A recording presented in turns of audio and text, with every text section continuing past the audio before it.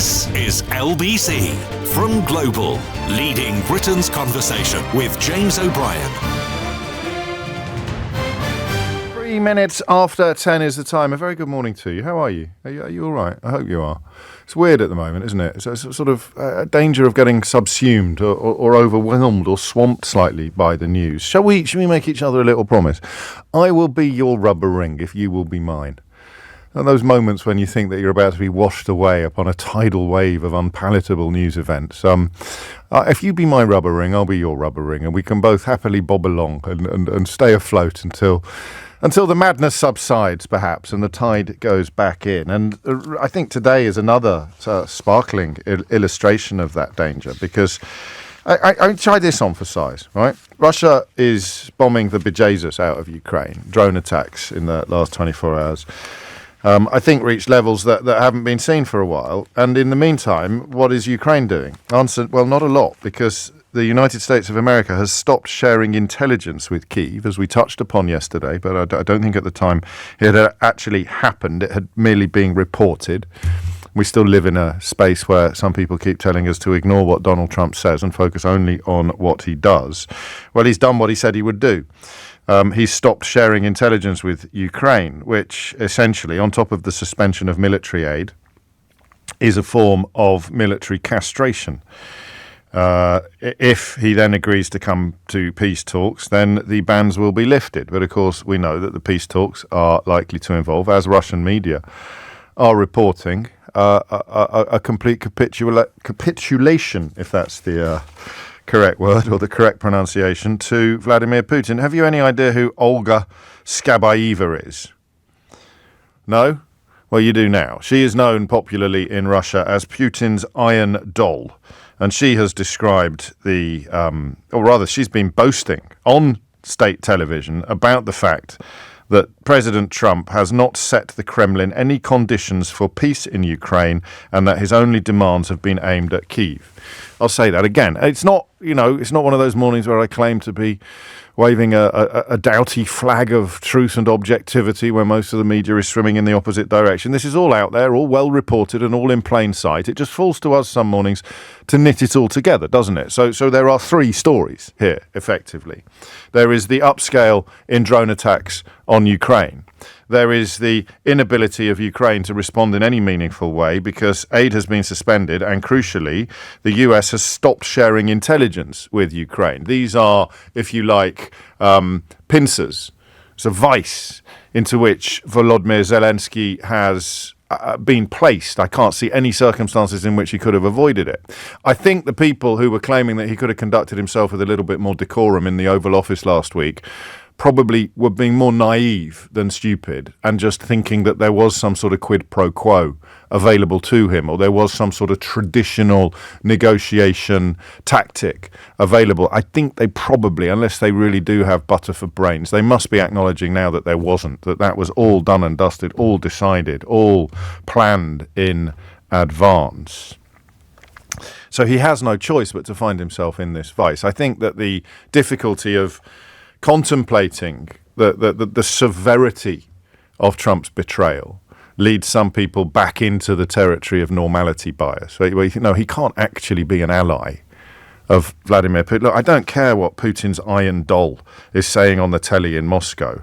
There's no way that he's letting Russia off the hook completely in any peace conditions and making demands only of Ukraine. That just can't be. Yeah, you see what I mean? Because it just is now. It just is true. So he's in this vice. Suspension of aid, abandonment of intelligence sharing. So he has no choice. He literally has no choice but to do what Donald Trump tells him. He has to go back to the table, even though he knows, and this is perhaps the final piece of the jigsaw, and understanding exactly why he behaved as he behaved in the Oval Office, which I thought was dignified and courageous, as always. He has to go back to the table where he knows Donald Trump is going to offer up a peace deal that has practically been written by Vladimir Putin. So that's one of the 3 points of this morning's triangle. The bombs dropping on Ukraine. The second piece, the inability of Ukraine to respond. because Donald Trump has spiked their guns. And then the third piece of the triangle is the Russian state television presenter boasting on live TV that President Trump has not set the Kremlin any conditions for peace in Ukraine, and that his only demands have been aimed at Kyiv. That's incredible, right? And it's day 46. Incredible. Utterly unthinkable just 6 months ago. A complete abandonment of our ally. But that's not what we're going to talk about today. That's a backdrop to what we're going to talk about today. What we're going to talk about today is a headline that really caught me. It really caught me. You may know, and if you're relatively new to the programme, you may not know, that we have always taken a very clear-eyed view of Brexit on this show. We've always been absolutely clear about what it would mean and what would happen and where eventually the country would be led. There has been a grim inevitability to the direction of traffic. And there's no particular pleasure in it because patriotism precludes one from enjoying being proved right about the deliberate damage done to one's own country. But even I get taken by surprise sometimes. And I was taken by surprise this morning when I read on the BBC website, Europe's leaders to hold Ukraine talks at turning point in history. And I thought Starmer was, well, the Irish fella will be going. So maybe Starmer and the Irish fella Micheál Martin are hooking up together and then flying out to Brussels or Paris. I think the meeting's in Brussels today. Maybe he's doing a double meeting. Maybe he's doing a double bubble. And then I suddenly thought, no, of course he's not going. Keir Starmer won't be going because we're not in the European Union. The headline's unhelpful. It's just Europe's leaders. So Orban will be there. Viktor Orban will be there, the leader of Hungary. He will be there to effectively shill for the Kremlin. He will be there potentially to veto. Maybe nothing that comes up today, but certainly as we head towards June, he'll have the ability to veto plans to prolong the sanctions that have been placed upon the Kremlin and various Russian oligarchs. So Orban will be there, the Kremlin puppet, or at least the Kremlin-facing Hungarian leader will be there. But we won't. The United Kingdom will not be there. And this comes as Emmanuel Macron warns, I don't think many people would argue with him, whatever their politics, that the continent was at a turning point of history. So we are at a turning point of history, but we're not in the room where it happens. Oh, I've done it again. Sometimes I've told you, haven't I? Until I say things out loud to you, they haven't properly registered with me. There have been moments, and don't think less of me for this, there have been moments in the last couple of weeks where I've desperately tried to persuade myself that we have a sort of advantage. A couple of people I quite admire have suggested that by being manacled to neither Europe nor America, we have a sort of post-Brexit nimbleness that we wouldn't have had otherwise. I really, really wanted to believe that. And part of me still does. But I'm afraid it deflates pretty quickly when you read that this meeting today will see discussions about how Europe, as they will call it, can further support Kyiv in the face of President Trump's various announcements. Volodymyr Zelensky has been invited to the summit. I suspect he'll go, but only time will tell. They will put together plans to begin to create a resurgent, rearmed Europe. That's even what the package is called, Rearm Europe, with some of those slightly irritating misplaced capital letters. So it's rearm, capital R, capital A, Europe. And the comments from Ursula von der Leyen that Europe needs to massively boost its defence spending with the speed and the ambition that is needed. I ran you through those proposals earlier this week, because it's not just about supporting Ukraine, it's about addressing the long-term need to take much more responsibility for European security. So no longer, if you want to be a little bit brutal about it, no longer hiding in the skirts of the United States. If you want to be less brutal about it, no longer relying upon the hard and soft imperial ambition of the United States to protect our interests. Europe's leaders to hold Ukraine talks at turning point in history, brackets, without anyone from the United Kingdom, close brackets. Think about that as a post-war legacy. Think about what Winston Churchill would say today. Work he put in post-1945 to ensuring that that could never happen again, that unity in Europe would ensure that war in Europe could never happen again, and that if it did, the response would be unified. I nearly said and ancient. Is that an EMF song? Or KLF song? Unified and ancient. Sorry. The response would be unified and powerful, a powerful Europe. I don't think Churchill conceived of a world in which America would be allied with the enemy. I don't think, you will correct me if I'm wrong, because as I have mentioned on a few occasions, I have the cleverest listeners in the history of UK radio. But I don't think Churchill conceived of a post-war settlement that did not involve the United States of America being a staunch ally of continuing to be a staunch ally of the other allies of post-war Europe. There'd have been some mystery about the direction Germany would take. There'd have been some, of course, reflection of the fact that the Iron Curtain was still in place, the Cold War was still in place. But I don't think Churchill. I've done it again. Normally, I find people that bring Winston Churchill into conversations are not particularly informed about the full breadth of his work, input and thinking, and B, appealing to almost a football hooligan element by sort of citing the old chants about 3 world wars and 2 world wars, and that's a Freudian slip, 2 world wars and 1 World Cup. But I've done it myself now, because what on earth would Winston Churchill make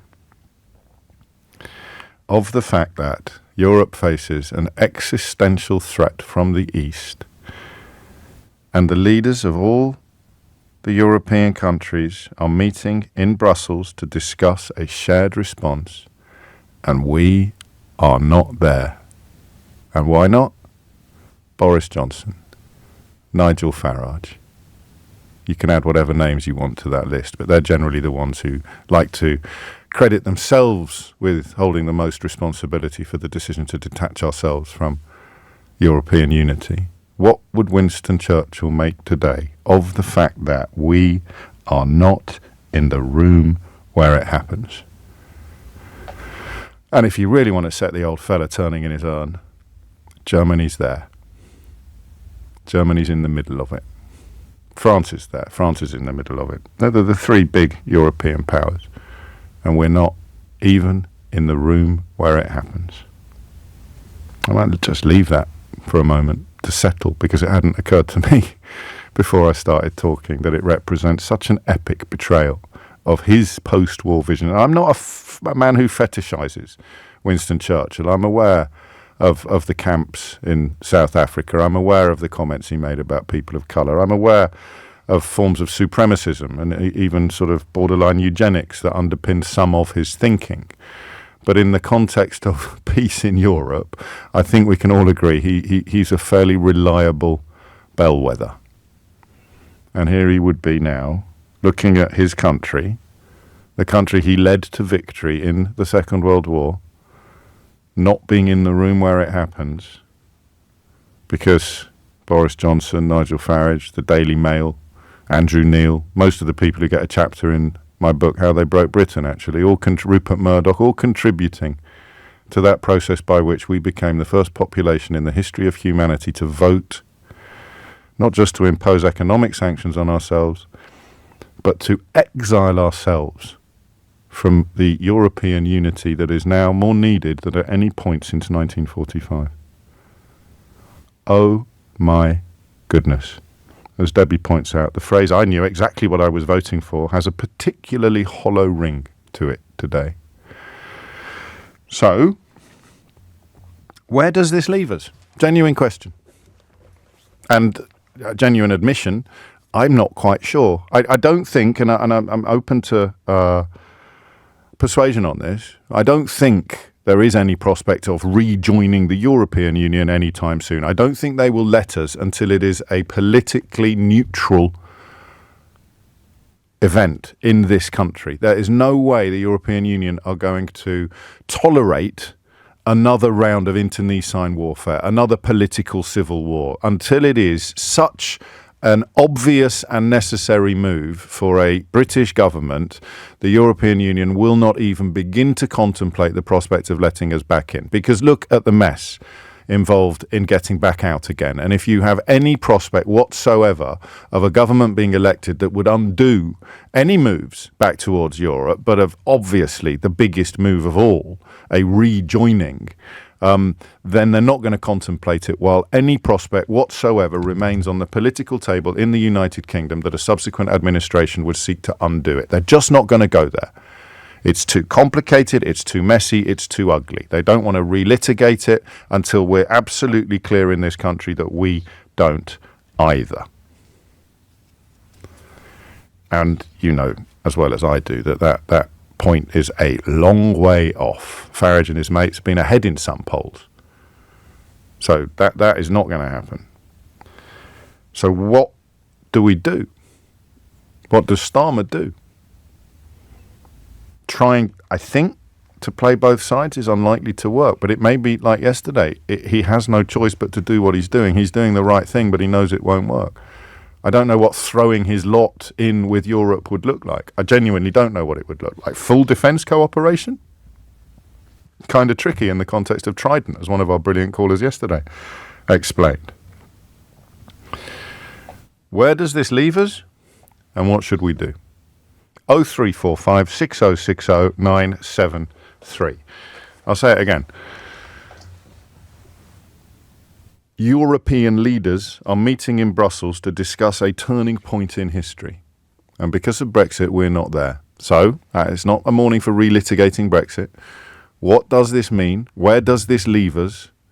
And what should we do? 0345 6060 973 is the number you need. Hit those numbers now, you will get through. And speculate. No one knows the answer. Feel free to pontificate, speculate, think out loud.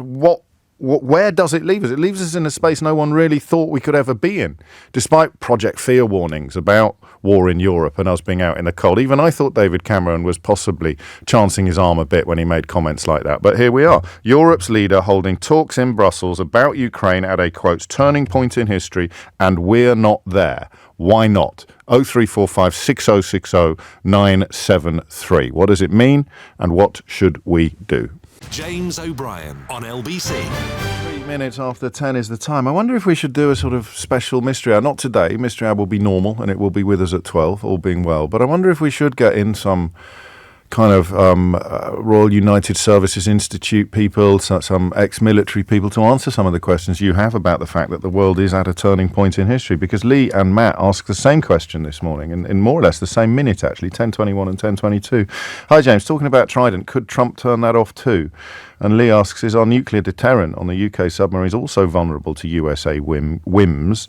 Indeed, could it be available to the Russians? I don't think you need to worry about the second part of the question, but as I understand it, largely thanks to a caller to the programme yesterday, we own the warheads, but we don't own the missiles. We don't need American permission to deploy them, but it might be, as Ukraine have discovered, rather hard to do if America is actively opposed to us launching them. And of course, Ukraine is not in the business of launching nuclear missiles, but right now they're not in the business of launching any missiles at all because the US has stopped sharing intelligence with them, on top of the suspension of US military aid. So here we are, or rather here we're not.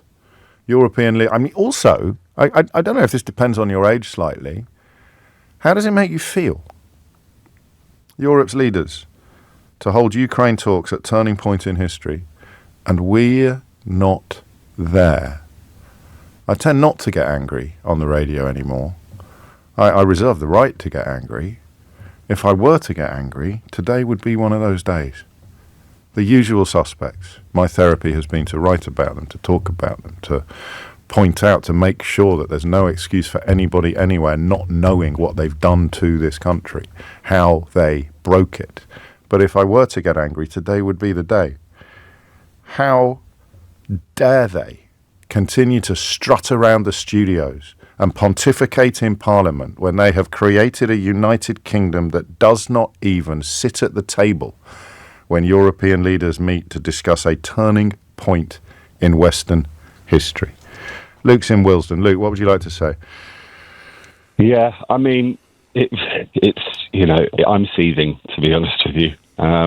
It's an incredible thing, right? And of course, we all absorb through the lens of our media, and none of the newspapers that sold us Brexit are going to be reflecting upon the Churchillian element of what I've just discussed, or indeed on the full scale of how appalling this scenario is. You're absolutely right. I mean, it leaves us in an incredibly weak position, firstly, when not being at the table. I mean, it's outrageous, and I think in answer to your question, what should we do? I think we need to, as much as humanly possible, realign with Europe, with immediate effect. I mean, it's something like this that sort of highlights the fact that we need to realign with Europe. When a crisis happens, this sort of shows you the reasons why it was such a daft idea in the first place. Can we? Do you think? I mean, Starmer. I'm going to stick to this until I'm not sticking to it. It worked on yesterday's analysis, yesterday's answer to a slightly different question. Starmer is doing the right thing and he's doing what he needs to do, but it's doomed to fail. The idea that you can pour words into Trump's ear and stay his hand is almost certainly doomed to fail. On this one, he is claiming he doesn't have to pick a side. I mean, I think sort of trying to reason with Trump at the moment, it seems like a sort of a doomed to failure in every kind of way. I think the fact that you've got Macron and Starmer sort of as much as possible having a united front and sort of trying to do the best they can, but what can they do when you've got someone like Trump in power, who doesn't really listen, and he's got the guy sitting next to him, JD Vance, is a complete and utter so-and-so. I mean, he's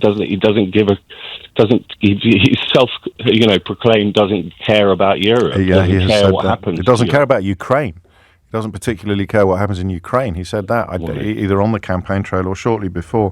I almost feel guilty putting stuff in front of people. And as I say, I'm not claiming that I'm the only one doing it. The BBC has done a cracking job this morning, although I don't expect to read this in any of the Murdoch media or the Daily Mail. But they're talking about nuclear sharing. Macron is talking about extending nuclear sharing to other parts of the continent, and Friedrich Merz, the new German Chancellor, or the man most likely to be the next German Chancellor, is joining in a conversation. So France and Germany are talking about nuclear cooperation at a meeting with European Union leaders, and we're not there.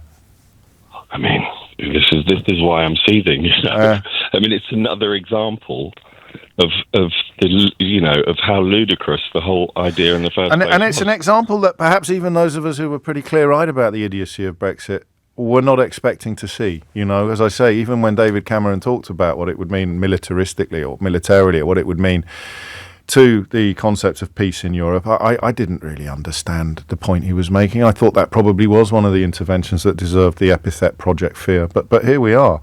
I got quite a few messages the other day, and I'm getting a few more now. And I do try my best to register them all. I'm certainly not for a moment going to be moving away from my contempt for the con men, compassion for the conned mantra. Michael's another one. I'm so sorry, James. I voted Brexit, and now I'm just lost in the wilderness.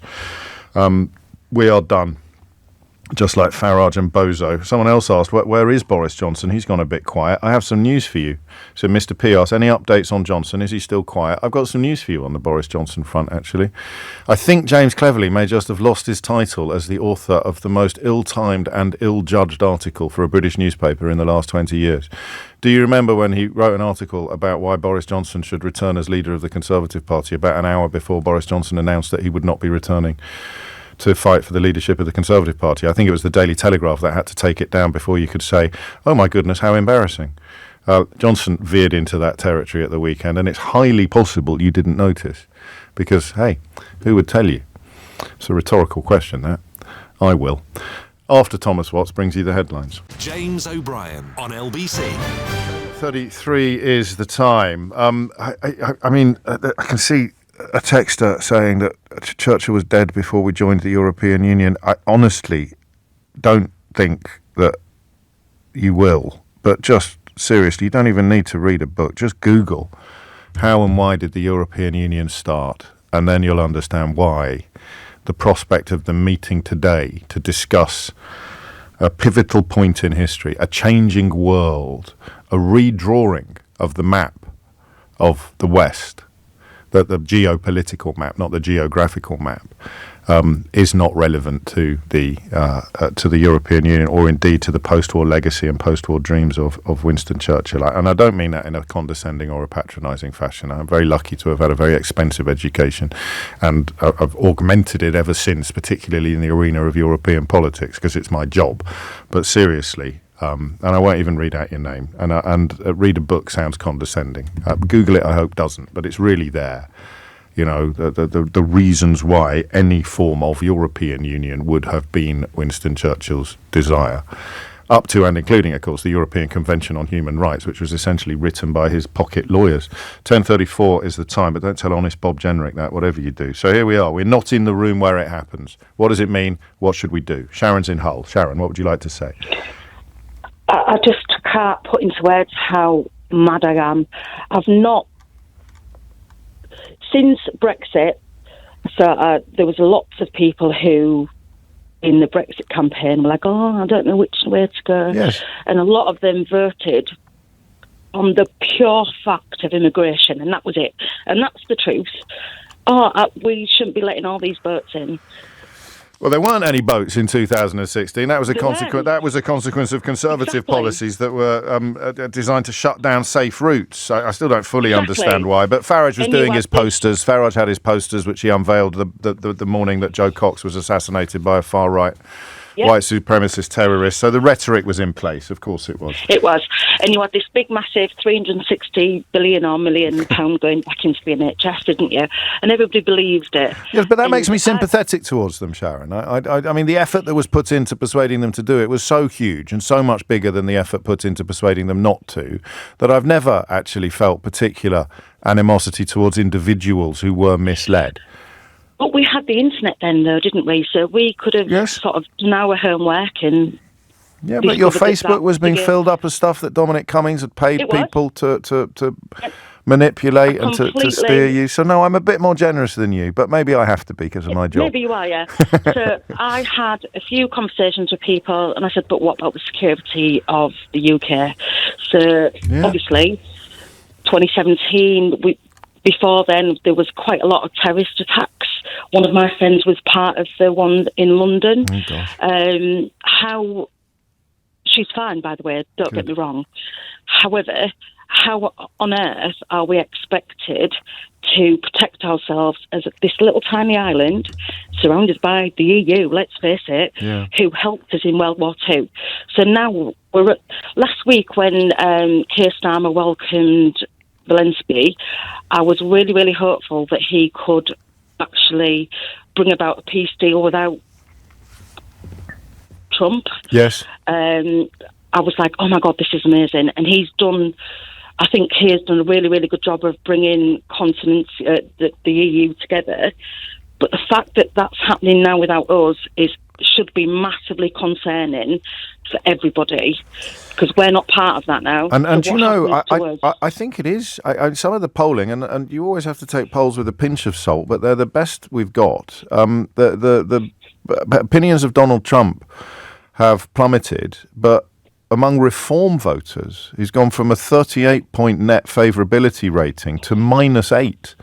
We had a Reform candidate on yesterday who was no particular admirer of Nigel Farage, but the crystallisation of that position seems to be reflected in the YouGov polls. So that idea that they did this to us, that you have to recognise they're capable, these people are capable of changing their minds when the facts change. We have to remember that. And they will look at what is happening today, particularly if anyone takes the time to explain the Churchillian angle or to explain what lies on the road ahead, and they may begin to recognise the scale of the error that they were led into by bad actors. So you're clear on how isolated we are potentially. What do you think Starmer should do? Potentially, I think we need to try and rejoin the EU ASAP.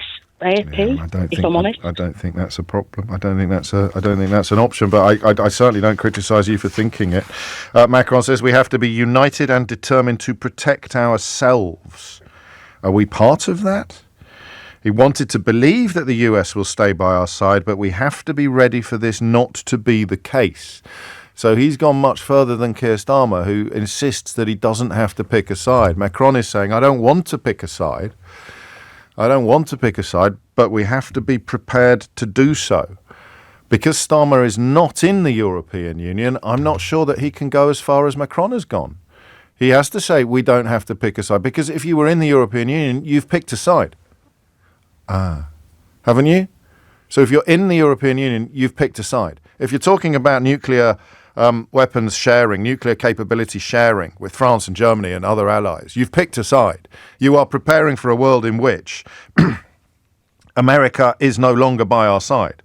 You are preparing for a world in which the US is not staying by our side. And as Macron says, we have to be ready for this not to be the case. Don't want it, but we have to be ready for it because he's in the European Union. So he's on a side. Starmer is uniquely in Western politics caught between two powers, the United States and the United Europe. So he's the only man on the planet, politically speaking, who can talk about not. Some of the people in Europe, of course, have picked the other side. Viktor Orban, I think the Slovak president, they're very, very Kremlin friendly. That's probably going to change. I can't see as the world recalibrates. I can't see Hungary being allowed to exert the influence that it currently exerts in the EU through the power of veto. But here we are, United Kingdom out in the cold. Where in the cold? It's 20 to 11. You're listening to James O'Brien on LBC. Alan is in Wandsworth. Alan, what would you like to say? Good morning. I think there was a Prime Minister recently who said along the lines of, we are where we are. We are where we are. It is what it is. I should add, you are Alan Barnard, I think, the former Labour campaigns director. Yes, that's right. Yes, I am. Welcome. Hello. Now, there's two things here. One is the immediate and the present, and one is the future. Yes. So Keir Starmer was pilloried when he got into office for never being in the country. It's almost like he knew what he was doing, isn't it? Isn't it just? There he was. We've been kicked out of the formal relationship. So now the only thing we can do is build individual relationships. Are we still playing that clip of Nick complaining about Keir Starmer being off on his travels all the time, or has that dropped from the rotor at the moment on the promos? Oh, we're not. Okay. Just as well, really. Carry on, Alan. Yeah, I mean, there we are. You know, he was doing the right thing. We have lost our place in the world, and Keir Starmer was starting to rebuild it because these things get done by personal relationships. And when you don't have the formal structures in the same way, i.e. we're not at the table today, you've got to get out there and put the hard yards in and get round and speak to people. So Keir's been doing that fantastically because he's put himself at the front of this despite not being in the EU, which is really well done. Yeah, he's put himself at the front of the thing he can get in front of, but he can't get as far as he would have got if we were still in the EU. So what does he do next, Alan? I mean, we're not there today. We're not in the room where it happened. So what does he do? And what does he do with regard to the States? I mean, two immediate things. One, he can only do this, I think. Yeah, he what he did very well. Oh, I think we're losing the phone line. I don't know whether it's Bletchley Park or whatever the latter-day equivalent is, but I wouldn't mind getting Alan back if we can. I know the switchboard's full, but let's come back to him if we can. Before that, let's talk to Milan, who's in Split in Croatia. Milan, what would you like to say? Thanks. Good morning. I've just been listening to a podcast this morning with Annette Dietert. She's like the big fan of Annette. Oh, you are? Yes. Okay, so you should listen to a podcast. She's a London correspondent for one of the major German media organisations. That's the lady. And so she was, this was recorded on Tuesday evening, and it was her expectation that Keir Starmer would in fact be at the meeting today. So interesting, that perspective, that this kind of overrules all the rules of the Brussels requirements. Well, he may have been permitted to attend. He may have chosen not to attend because he understands that there's no point to him being there, and it would be seized upon by many of his enemies in the UK media. But so whether it's metaphorical or physical, we are no longer in the room where it happened. Which I think leads to my second point and final point, which is that I think we in Britain just need to remember, or just need to recognise the element of regret and the sadness that we aren't there. There really isn't this glee Unfortunately, I've spent quite a bit of time on the continent, and I think it's just good to remind ourselves of that. And even Armin Laschet on a major TV program on Sunday evening on German TV was saying quite clearly, look how much now we miss, even sadder we are now that the United Kingdom is not in the room. So really, that was being articulated on German television? Absolutely, on the major TV. Oh, that's interesting. I guess on Sunday evening with Karamioska. And he was very clear about it. And so I just think that the Prime Minister not being there today, I think, is out of his own choice rather than not being welcome. And I think it probably isn't the right decision. Well, it depends however symbolic it may appear to be. Well, and who he's sending messages to, you know. I don't know whether this week the mood would allow the Daily Mail or Nigel Farage to stand up and start accusing him of, quotes, crawling back to Brussels, end quotes, but give it a fortnight and they'll be back in that space. They'll be doing it again. I take your point, though, and this is the point that Alan was making, in that he has to forge these individual relationships with foreign leaders because we are uniquely not in any union. We're not in any grouping. And I think we'll have another go. We'll have one more go at Alan's line. Where were we, Alan? Hello, I was just going to say that this is an opportunity for the future now, for some storytelling to tell the public we now have to have good relationships with good people. And we have to build those relationships, and maybe we have to go into some formal unions again in order to do that. And what they are, we know not, but they shall be the terror of the earth. But it's good relationships with good people are important. That's why it was such a mistake to leave the EU, and why it's so important that we try again in the future to rearrange our relationship. As a former campaigns director, final question. I think Starmer should have told that story sooner, when all the Air Miles Kia rhetoric was taking hold. And I know there's only so much he can do to chip away at the client journalists and the hugely disproportionate support or for the Tories or the antipathy towards Labour. But Starmer should have got that story out there. He should have explained why he was doing what he was doing. He has my number. I'm there to help if he wants to call me. I'm always on his side. Thank you, Alan. Alan Barnard there. Or Alan in Wandsworth to you and me, former Labour campaigns director. It's 10:46. James O'Brien on LBC. 48, couple of texts. Tom's in Kidderminster, which is an indication of how well educated and intelligent he is, and probably good looking as well. Kidderminster, of course, the ground from which some of the country's most fine specimens have sprung. He writes, this has a lot of parallels with Italy after World War One. They were left out of major talks, treated like a junior partner, and this created a resentment back home that opened the door for Mussolini to eat democracy from the inside out. My concern is that Farage uses this to similar ends, and we then end up with a Trump, Farage and Putin trifecta. I'm in a period of my own life now, professionally and personally, when I never say never, Tom, but I don't share your concerns on that front for a couple of reasons. And one of them actually is contained within this message, which is of a piece with quite a few messages that I'm getting at the moment. I don't know whether it would delight anyone except me to read them all out, but this is from Matthew, and it speaks to a theme that we explored yesterday. Hi, James. I was a big supporter of Brexit, of Nigel Farage and of UKIP. I voted for Brexit, and then I became a supporter of the Conservatives.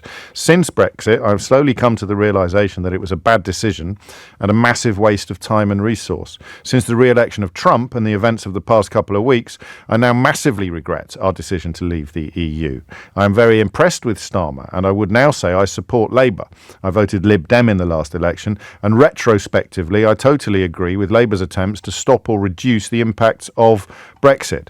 I recently emailed my MP to explain my journey and state that I'm sure many others feel the same way, and so to request that she works towards ultimately rejoining the EU.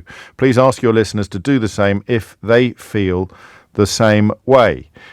Carl is a little bit more emotional. I think I can only apologise, James, not just to you but to the whole country.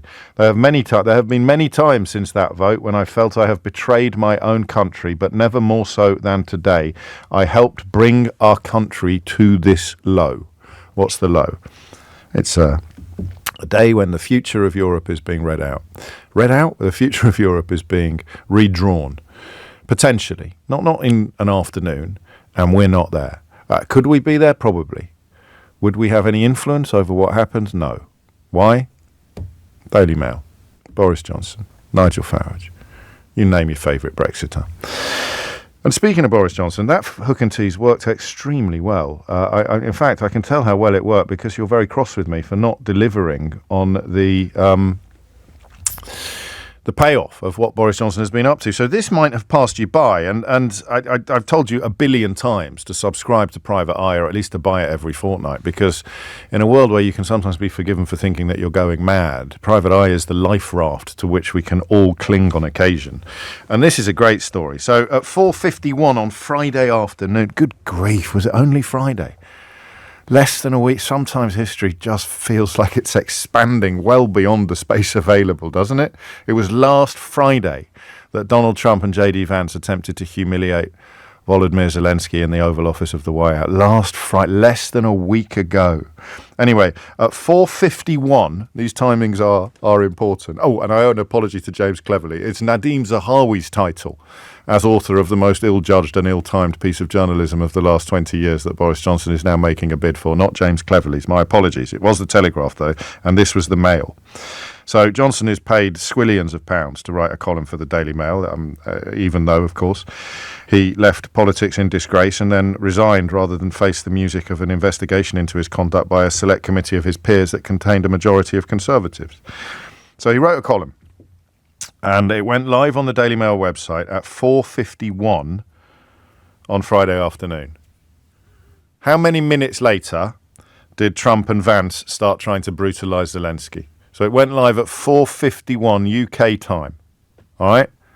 So it's up for 35 minutes before Trump and Vance launched their furious attack on the Ukrainian president. What did the column say? You might want to sit down for this. This appeared on the Daily Mail website 35 minutes before Donald Trump and J.D. Vance attacked Volodymyr Zelensky. Johnson wrote, "Today, President Zelensky was in the White House to sign what I believe is an excellent deal for both Ukraine and America.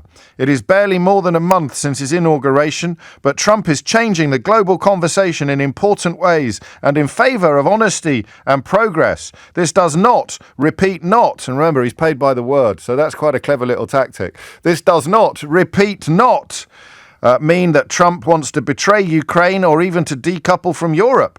Trump has now suspended intelligence sharing with Ukraine and, of course, suspended military aid. I am optimistic, first because Putin has all sorts of reasons to try to get out of the mess he has made, and second because the Trump White House, read the agreement, is committed to a sovereign Ukraine." So that went live at 4:51. 35 minutes later, Trump and Vance made a complete monkey of Boris Johnson.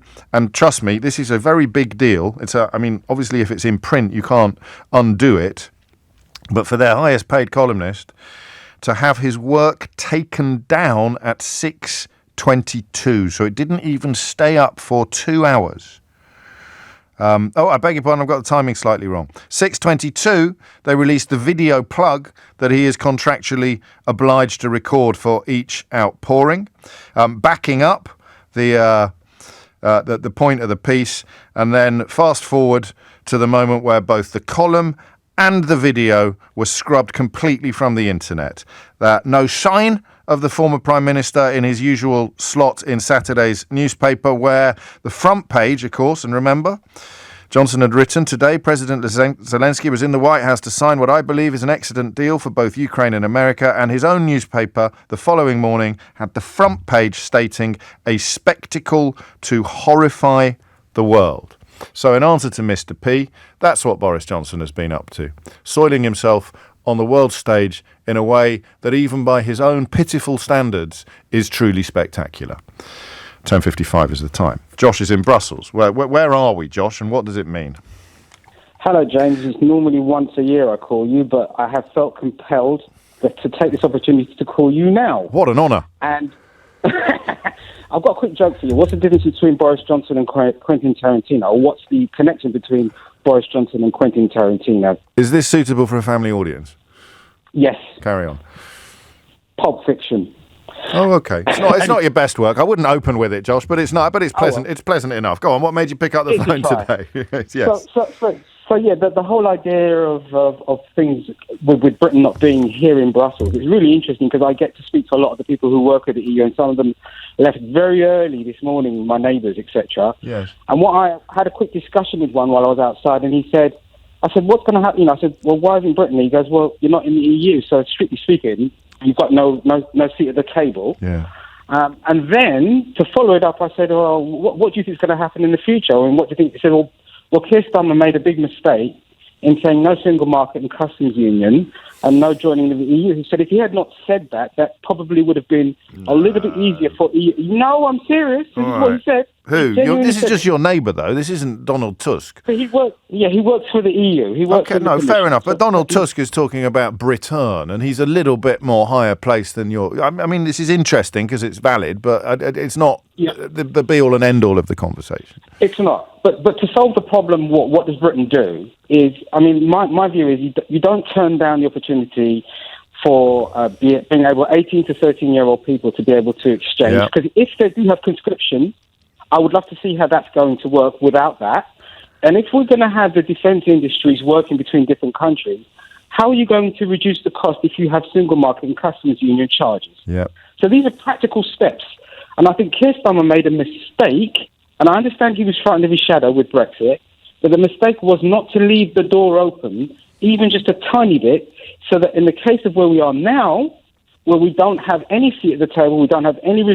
he'd be embarrassed to have to turn around and say, well, I've changed my mind, we have to have another referendum, or we have to change the terms of our relationship with the EU to be far closer, single market customs union, to reduce costs to do the defence industry, to build it up for what's coming. Well, you mentioned the defence industry. So one of the reasons that there's been a big economic boost in Germany this morning, because they've talked about possibly repurposing some of the car plants to build weapons. I don't know if you can do that as easily as you could in the early 20th century. I don't know if the technology can be repurposed quite as quickly, but that is how it's being reported. Overcapacity in the country's auto sector could be used to produce weaponry and military vehicles. So, we could do that. We've got overcapacity in our auto sector, ironically enough, potentially as a consequence of Brexit, which has hit our exports. But if we did start building military equipment and weaponry, at the moment... you wouldn't be able to get it out of the country into the European Union without passing through checks that have been introduced as a direct consequence of the Brexit that Nigel Farage told everybody would be a brilliant idea. Exactly. If you get people on who work for Airbus in the UK and ask them the challenges that they have for getting goods in and out, to be building aircraft and to building defence weapons, you ask them how much their costs have gone up since Brexit. So I think Keir Starmer is going to be forced, against his better judgment, maybe, to actually reconsider those kind of practical steps. It changes everything. You're dead right. Yes. Yeah, I mean, because we're talking about things that felt as if they would be generations in the making, and I think Starmer thought that when he talked about ruling things out. But this is the mother of all catalysts, a rewriting of the Pax Americana. Macron talking about wanting the United States to stay by their side, but preparing for a world in which they don't. And in a world in which the United States does not stay by the side of Europe, all bets are off. And all of Starmer's previous pledges, I think, are cancelled. Actually, one more thing very quickly. Please. On that is that you can't ride two horses at the same time. I went to Jerry Cottle's circus in the mid 1980s, and there was a lady there who categorically could ride two horses at the same time. But not for long. This is true. And only in circles. Thank you, James. I know you're coming up to the news. So Thank you, Josh. Everyone's a producer, except, of course, me, because we're late again. It's just gone 11 o'clock. James O'Brien on LBC. 3 minutes after 11, we begin this hour with an apology to Stephen, who's in Haddenham. He writes, I stood shivering in the shower, listening out for the answer to your Boris Johnson hook. I even turned the water off so I could hear. I gave up in the end because I got so cold. So I'm glad that you finally got around to reading it out. Thank you, says Stephen, who describes himself as now dry and clothed. I don't know, maybe you do want me to read them all out, because otherwise, how do you properly respect the people who have actually sent them in? So here's one more. Good morning, James. I've pulled over my lorry to write this message. I'm another listener who voted for Brexit. Back then I had no particular political alignment and little interest in following politics closely. I saw a sticker on a lamppost yesterday that really stuck with me.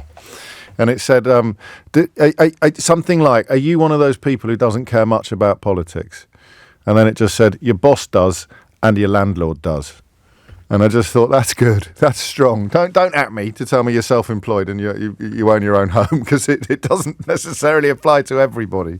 But I think I'll think of that whenever somebody like this texter tells me that they had little interest in following politics closely. But I believed what I was told. I'm ashamed to say I fell for it all, hook, line and sinker. The millions for the NHS, the benefits to, quotes, free trade, end quotes, the ability to set our own laws and policies. I didn't think for 1 second that if we were being told these things, there was any danger that they simply couldn't have been true. And there, in a nutshell, is why we should have contempt for the con men and compassion for the conned. He goes on, I'm now in a position where if I could turn the clock back and listen a little more carefully, I'd have voted very differently.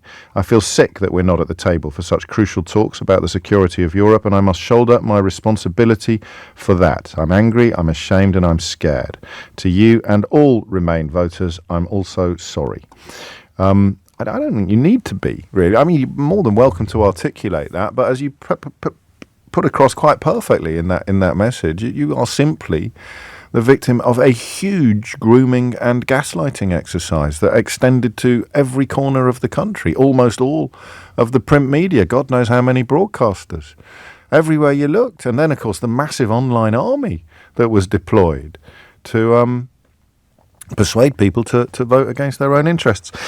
I think we're going to move into completely different territory now. We're going to move into much more traditional phone-in territory than contemplating the recalibration of European security. And we're going to talk about smacking children, which is, in case you think that I think we're swimming into the shallow end on this one, I can categorically assure you that I don't. This is one of those stories that speaks direct. Oh, I love it when that happens. I just thought of something that you won't have thought of yet. This is actually a story which, for me, highlights why you don't come down like a ton of bricks on people who've managed to change their mind about something. So, as I read out Brexit apologies, I don't get to say, you could have Googled it, you're just stupid. There's absolutely no room in Idiot's Corner for people getting in touch to explain how these latest events have made them realise that the people they thought were not telling the truth were telling the truth, and the people they thought were telling the truth were not telling the truth. Because smacking more, perhaps, than anything else, is a subject which anyone unfortunate enough to have been listening to this programme since it began, and I mean my time in the chair about 20 years ago, will know that the pendulum has swung more violently on this issue than perhaps on any other. And it feels like a different age in which callers would queue up to tell us why they felt that they not only had the right to physically abuse their own children, but also that they relished their freedom to do so. That's in 20 years. So that's just going back to not long after the beginning of this decade. You have to go back 30 years further, of course, to reach my childhood or your childhood. And Eleanor and I earlier were trying to think of something else that was so completely acceptable in the 1970s. No one would bat an eyelid at a child getting smacked in the 1970s. Literally. To the point today where it is completely rejected and completely anathema. The Royal College of Paediatricians is in the news, and Child Health, forgive me, talking about how smacking puts children at risk of significant physical harm. And they want to go even further than the current legislation, which essentially outlaws it, except in when it is a reasonable punishment, which is judged on a case-by-case basis. But the Royal College of Paediatrics and Child Health said that anyone opposing a full smacking ban should look at the scientific evidence. God, it's another Brexit echo. Anybody acting on their emotions and their personal proclivities or bigotries should look at the science in the hope of having those personal proclivities or bigotries diffused. It causes physical and emotional damage and doesn't benefit them in any way whatsoever. The story moved back into the news, of course, after the death of Sarah Sharif in August of 2023, more pertinently perhaps after the conviction of her father and stepmother, because, that is the extremity of disciplining children in the home. But they are under no illusions about what it does. Professor Andrew Rowland, a consultant paediatrician and officer for child protection, said that defence of reasonable punishment of children in England has been around since 1860. But in recent legislation, it was introduced in the Children Act of 2004. Were we still sending kids up chimneys in 1860? We were, weren't we? And very much so. I think it was the sort of heyday of sending children up chimneys. So William Blake be writing his stuff about that. Goodness me. I wander through each chartered town near where the chartered Thames does flow. What's the bit about the chimney sweeps? I wander through each chartered town near where the mark on every face I meet, marks of every marks of woe. In every it'll come to me. Now is the time for this Victorian-era punishment to go, and the Children's Wellbeing and Schools Bill amendment will do that if passed.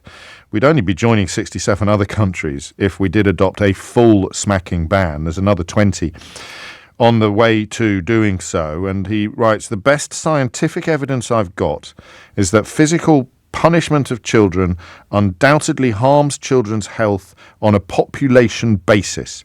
It harms their physical health, places them at increased risk of serious physical assault. It harms their mental health, and it harms their emotional health and their well-being.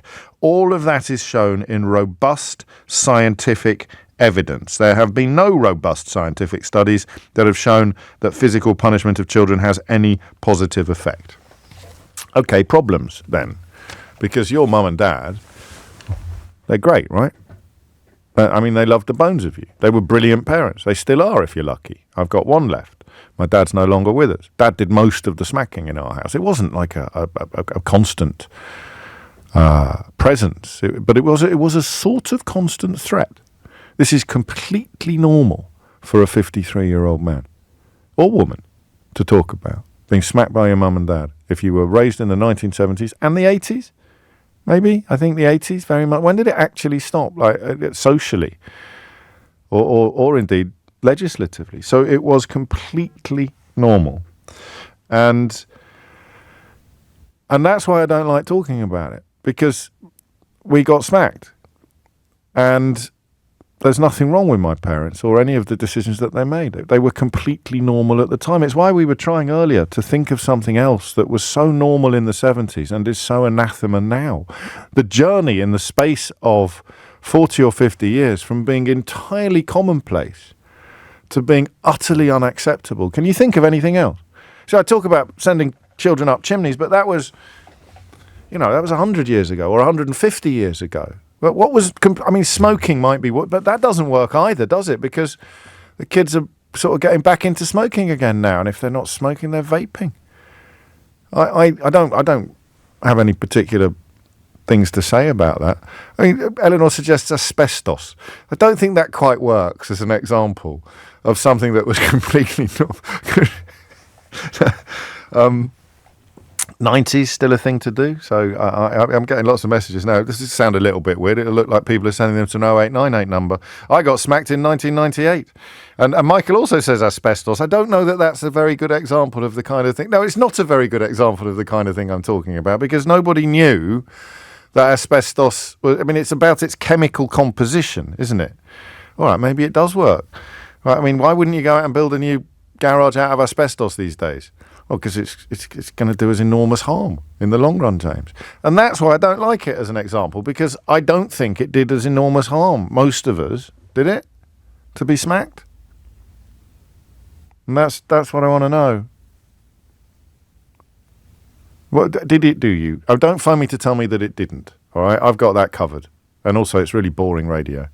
I got smacked. And also, it's often not true. It's one of the things I discovered in therapy, that the effort we put into persuading ourselves that we haven't been hurt by something is sometimes the thing that does us the most long-term damage. For me, it was corporal punishment. But I've told you before, I would sit here, maybe not quite when I got this job, but not long before, certainly during my period as a allegedly professional broadcaster, I would argue in favour of corporal punishment. It's weird. I'm normally very grateful that we didn't have the internet and YouTube in quite the way that we do now when I first started appearing on the telly, because some of the arguments that I made were outrageous. And it wouldn't work for me to come out and explain afterwards, no, you don't understand, it was a debate show and we were told what side we were on before we went on air in the morning. So I often ended up having to argue things that I didn't actually believe. In the world of YouTube and public shaming, I'd have been cancelled, I imagine, if some of the stuff that I did then came out now. It's bad enough. There's an ITV show I did a few years ago where I'm literally the devil's advocate in a studio, but you chop the clip up right and it looks like I'm endorsing whatever madness is coming out of the mouth of the person that I'm interviewing in the studio. Happily, I shaved to do that, so I don't think most people know that it's me. The massive word O'Brien across the back of the set, it's just a detail. I'm sure that's easily overlooked. So the tension here is between the knowledge that our parents were not doing anything wrong and the knowledge that our parents were doing something wrong. It's weird, right? I can't think of anything else like this. Unless, of course, your parents fed you asbestos for breakfast, in which case you get to go double bubble today. So our parents were not doing anything wrong. We know that because we were there.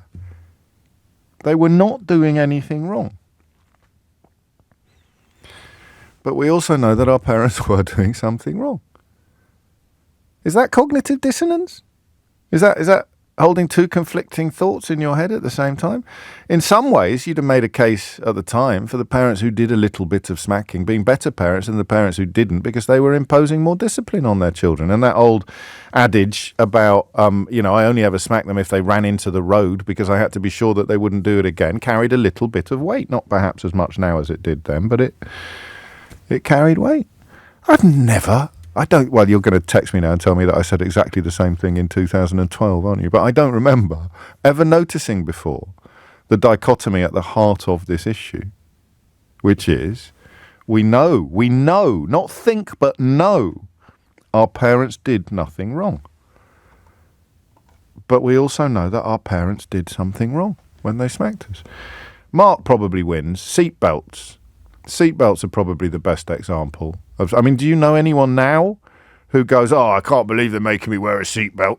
They did exist, I promise you. I remember at the time people were cross about it because they don't like being told what to do. It's the nanny state. Same with the smoking ban. Some Herberts were opposed to that. But seatbelts, I think, are completely on. Seatbelts in the back of the car. So no seatbelt in the back of the car and Dad putting away 40 Rothmans in the front seat with all the windows shut. Like a sort of, I don't know what it is, like that thing in Judge Dredd, like that thing in 2000 AD where if you were still addicted to nicotine, they just stick you in a hermetically sealed dome so you didn't inflict your poisonous fumes on anybody else. So seatbelts, but we're not talking about seatbelts. We're talking about smacking and the knowledge that our parents didn't do anything wrong, and we know that our parents were doing something wrong. They shouldn't have done it. So there's two people I want to talk to today. Well, that's not true. There's two types of people. It'd be a weird show if I only accepted calls from the same two people. No, I'm not going there. I want to talk to you if you used to smack your children and now you can't quite believe it. Just about how you feel, all right? 0345 6060 973. But and I know this will be tough, and I know that it's not necessarily helped by the rest of us sitting here saying it didn't do us any harm and meaning it. I'm pretty sure it didn't do me any harm. I have nothing but fond and loving memories of my dad. I don't think, and I've had therapy, so if it had a negative impact on me, I think it would have come out. It was very rare and very formal, I think Mum might once have smacked my bottom in anger as opposed to as a sort of formal punishment framework. But poor old Dad sometimes, Mum had decided that I was going to get my bottom smacked, but that Dad was going to do it. So he'd have to come home. All he wanted was a gin and tonic and a cigar. He had to park his briefcase in the kitchen and then come and smack his beloved son. Won't somebody think of the smacker in these circumstances? Well, I am. What was it like looking back now? Can you quite believe that was you? 0345 6060 973. But the other one is it did do you harm. And I want to be clear about something. I don't mean behaviour that would have been classified as abuse even then. And I've got nothing but love and sympathy for what you went through. But that's not the conversation that we're having today. So, if Dad used to hit you with a pipe or leave you outside overnight in the cold, then I'm so sorry. I'm so sorry for what you went through, and you did not deserve it, and you are safe now. Sometimes it's important to tell your little self that. But I don't mean the children who endured things that would have been abusive and recognised as abusive and or criminal even then. I mean the children who were disciplined or smacked in ways that would not have raised eyebrows, but you know now that it did you harm. And I wonder if you can explain what harm it did. I hope you can. I can only promise you a fair and gentle hearing. But you know that. 0345 6060 973. That notion of, and in fact, only 71% in January 2024 felt that smacking or slapping a child was not acceptable. So there's still a little bit of work to be done. But my response has always been, whatever offer you make, whatever explanation you offer for why you think it's a reasonable thing to do, I always say, well, would you do it to your husband or would you do it to your wife in the same circumstances? So what happened? Oh, and drink driving, seatbelts. So it's all car-based. The only other things we've got to compare with smacking, something that was completely acceptable when we were young but is absolutely unacceptable now, would be seatbelts and drink driving. And they needed legislation to complete the process. They actually needed new laws in order to complete the social transformation, which is presumably why the Royal College of Paediatrics and Child Health are calling for new laws in this area and an end to the Victorian punishment. It's 11:20. James O'Brien on LBC. 2 minutes after 11. This is horrible from Alex. A broken nose from my beloved drunken father when I was 16 only added to my anxieties and tanked my already low self-esteem. It's trauma that we're describing, and the thing about trauma is that you carry it. It imposes it takes a toll on you physically and mentally, but you don't always know that you're carrying it. So I may be wrong. I'm pretty sure I'm not wrong, but I may be wrong when I say this didn't do me any harm. It was so rare and so formalised. And I certainly didn't live in fear in any way, shape or form. But I could be wrong. I'm probably not wrong because you explore trauma in therapy. But there will be a lot of people listening to this who have trauma. There is a danger that I'm triggering people because they don't go there. It's like a door in their conscious or subconscious that they have locked shut. The person we love most in the world really, really hurt us on a regular basis in a context of a society where that was completely normal behaviour. It's interesting, isn't it? 23 after 11 is the time. John's in Maidstone. John, what would you like to say? Hello, James. I hope you're well. I wanted to call because I think that first category you discussed of sort of agreeing with smacking but going on a bit of a journey to not really sort of believing you did it. But about 12 years ago when my son was born, my wife came from a background where she was never smacked. There was no corporal punishment. And I came from a background where it was commonplace. It wasn't, like you say, it wasn't abusive, but it was part of the disciplinary process. And I was adamant when my son was born that, smacking would be something I would use in the right examples. And there was a lot of to and fro from my wife, and I held my ground and she held her ground. I said to your producers, I've smacked my son twice. And I will say clearly both times he turned the gas on the oven and then wandered off, and I walked in 10 minutes later to the smell of gas and the potential we could have all... So they were very extreme times. Yeah, but you know what I say now, don't you? What's that? Well, it didn't work the first time. Well, exactly. So the thing for me and the conversations that went back and forth with my wife, which were very cordial, we didn't fall out about it, but was... Her first thing was, by the time you smack your child, you've lost control, and if you've lost control, you've probably lost the momentum of what you're trying to teach your child anyway. So it's that factor of being in control so that your children can see how adults should behave in the world and how you deal with things. And she always felt that the smacking was past that point, i.e. your anger was what was making you was angry that your son has left the hob on, so you smack him, and when you smack him you're angry, and you're smacking him because you're angry. And actually that sat with me really strongly as I thought about it over the years, and I adamantly now would never smack. That's a lovely illustration of a marriage where you respect each other, isn't it? And you're capable. If you no point having a mind if you never change it. You were smacked as a kid.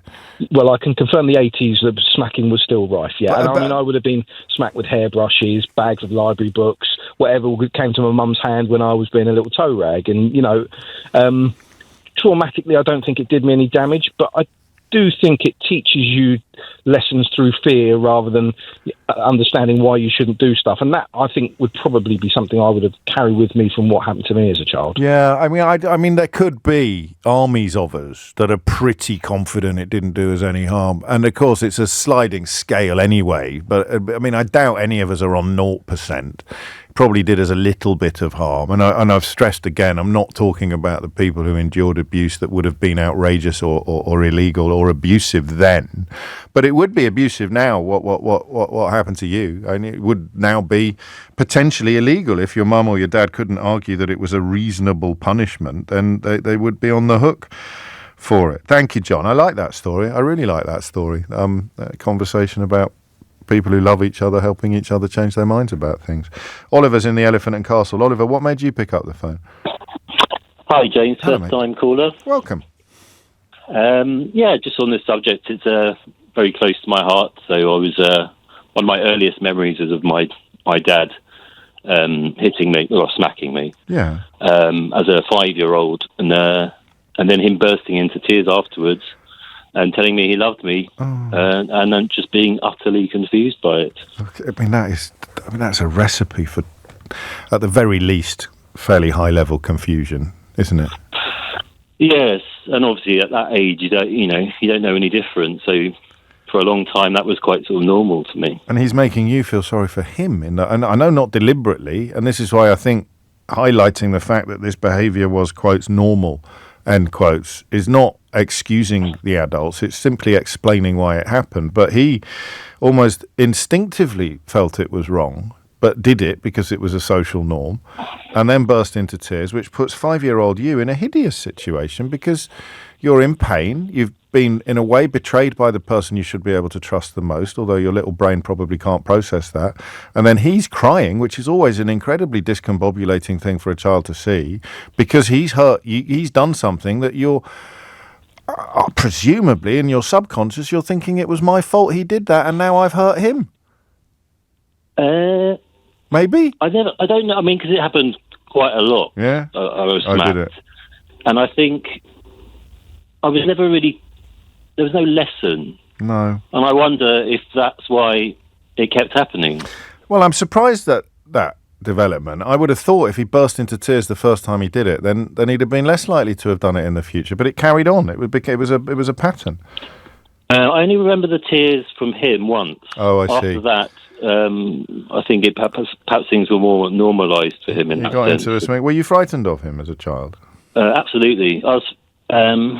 I was scared of his physical strength, but I was also, his weakness was his emotional side, and his strength was his physical side. And as an adult now, I don't consider myself your average male. I'm very much in touch with my emotional side, and I guess in a way I've naturally kind of gone in the opposite direction to all of that. I think that does make you a traditional, well, not traditional male, but it does make you a natural male, because you're not, I mean, part of the thing you've just described is the tension between his instincts and what he thought society expected of him, and that's why the first time he burst into tears, but I guess he got used to it. Are you a father yourself? Yes, I've got a 22-month-old now. Gosh. And you can't you can't imagine yourself ever administering physical punishment to them. No, not in a million years. No, it's fine. I mean, I mean, come back to me when they've left the gas on, or just in those little moments of red mist that everybody has. But yeah, as a normal, formal mode of behaviour, as a kind of action and consequence relationship, it is unique, I think. Unique in because we know that asbestos is bad for us. We know that smoking is bad for us. Seatbelts may be a slightly better example, but there's nothing that fits quite as perfectly into this category as smacking children. Something that was absolutely routine in the 1970s and is now more or less illegal, and nobody really minds. Nobody really disapproves. Thomas Watts is here now with your headlines. James O'Brien on LBC.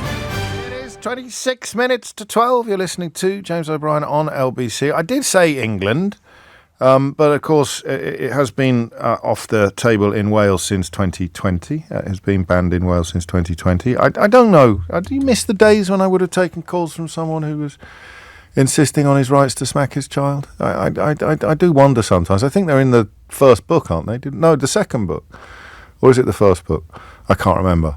But someone's listening to it on audiobook because they just had a bit of a weird deja vu moment, listening to me talking about something that they were listening to me talking about earlier.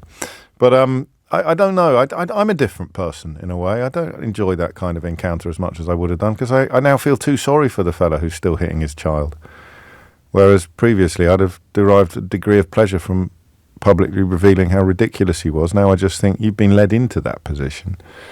That's why I enjoyed John in Maidstone's call so much, because it was someone who has got the ability, thank goodness, to recognise that, it's a challenge to our perceptions of ourselves and our parents, this. But it doesn't have to be. It doesn't have to be, any more than all the other things that were completely commonplace in the past, but which are now much better understood and rejected. It doesn't have to be. It's not diluting your love for your parents or in any way denigrating or insulting them, but it can feel like that in the first instance. But what about people who really do feel traumatized? What about people who really do feel that this had a really negative impact on me? Because appreciating it is liberating.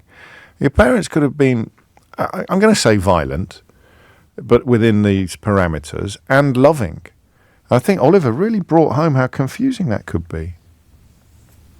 Don't you? How confusing it can be.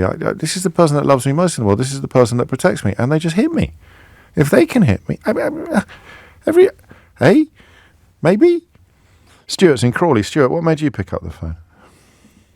I think I'm the guy that you're talking to, really. As a teenager, as a young man, I was hit routinely for slightest misdemeanour.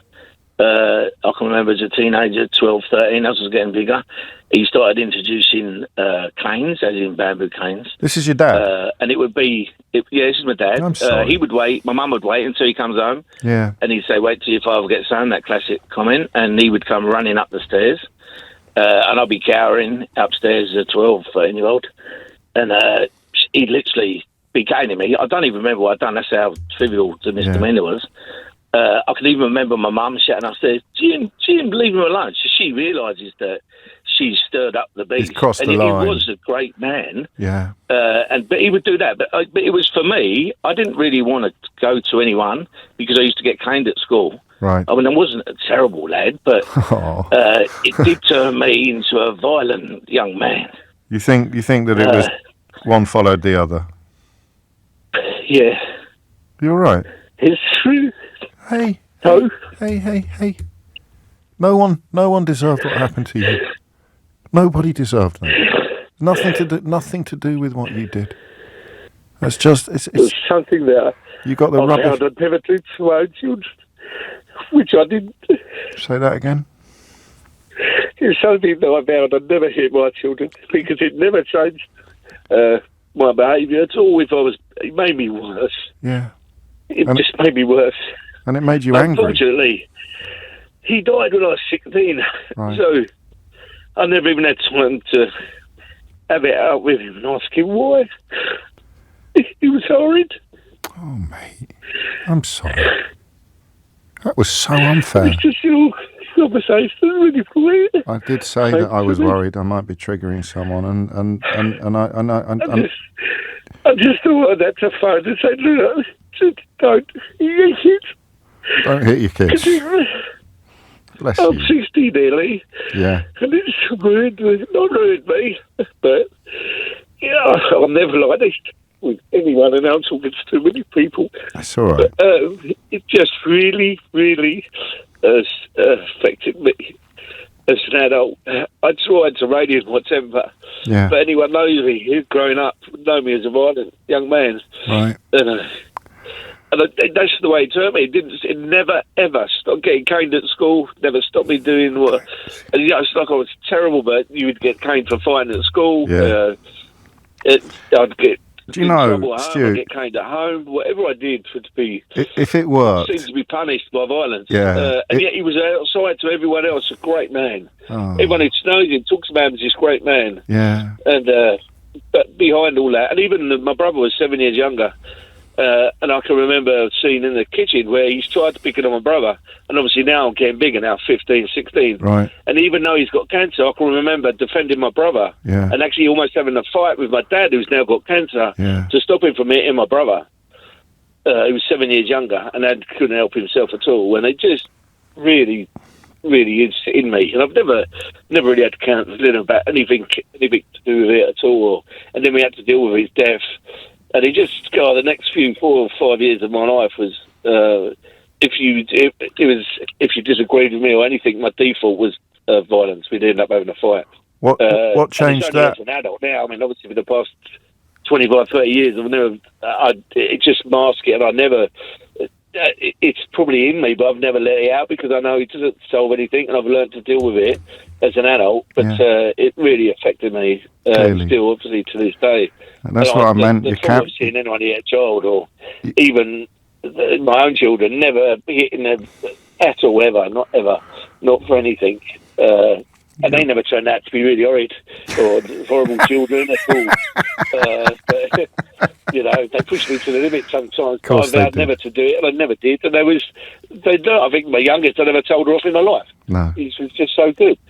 My oldest pushed me to the limits a little bit, but never once did I resort to smacking, even a light smack or a tap. A change in the tone of voice was enough. Yeah. Because it was so rare. It wasn't, I wouldn't change my voice all the time, but when I did, they knew they stopped whatever it was that they was doing because I didn't shout at them routinely. It was rare. So they knew when they'd done wrong just by my tone of voice changing. I hear you. You know what? But if it worked, Stuart, then none of us would ever have been hit more than once. Exactly that. That's why I can remember in the middle school it would be the slipper. Yeah. As a teenager, they'd throw the rubber, the wooden a chalkboard rubber across the room. The teachers, or you'd get caned at school. And it wasn't just me; it was everyone. So it was like, who do you go to when everyone's getting treated like this? No, exactly that. That's what I mean by normal. As far as I was concerned, everyone was getting smacked at home. And that was probably your experiences at home were different from almost everybody else's, but you don't know any different from what's happening to other people. Listen, I know you said you've not had any counselling, and I know you've been a bit taken by surprise by that little. You got a bit ambushed by your emotions then. But I tell you what I learned. If you looked at me, you'd see this rough, tough guy who's hard as nails. Well, I've got stitches on my forehead at the moment, so I'll see that. I'll raise you that at the minute, but not for particularly exciting reasons. But can I tell you what you would learn if you did go down that path? And it will sound a little bit weird, but I do want to give you this gift if you'll let me. At some point, and you'll think it's stupid, all right? You will think it is the stupidest thing that you have ever heard in your life. Yeah. But you will talk to little you. You'll just tell him. Yeah, probably. You will just tell him that he's safe now, and that you are looking after him. Yeah, definitely. Take that moment. Do it. I'm surrounded by good people. My family's good. My mum's good. I'm now actually looking after my mum because she's got touch of dementia. So you're a good boy. You're a good boy. Which just seems kind of bizarre, but even she doesn't realise herself. No. And I don't want to even talk to her about it because she didn't like it herself. She didn't realise. I can make all kinds of excuses for my dad. Yes. His mum died young. My granddad was in the army. He never was released. So my dad spent a bit of time with two younger brothers in Barnardo's for a little bit. Right. And so he would have been ruled by the belt and the cane and the slipper. So I get it, his background. But that spilled over into my background that was quite normal at that time. And then but now I find that just horrific. And here we are. It's amazing. You're an incredible man. You might not know it. You might not realise it, but you're a model of, I think they call it emotional literacy. You're so in touch with your feelings. And I think that's the answer to the question I was going to ask you, which is, how did you move away from the violent years? What brought an end to those?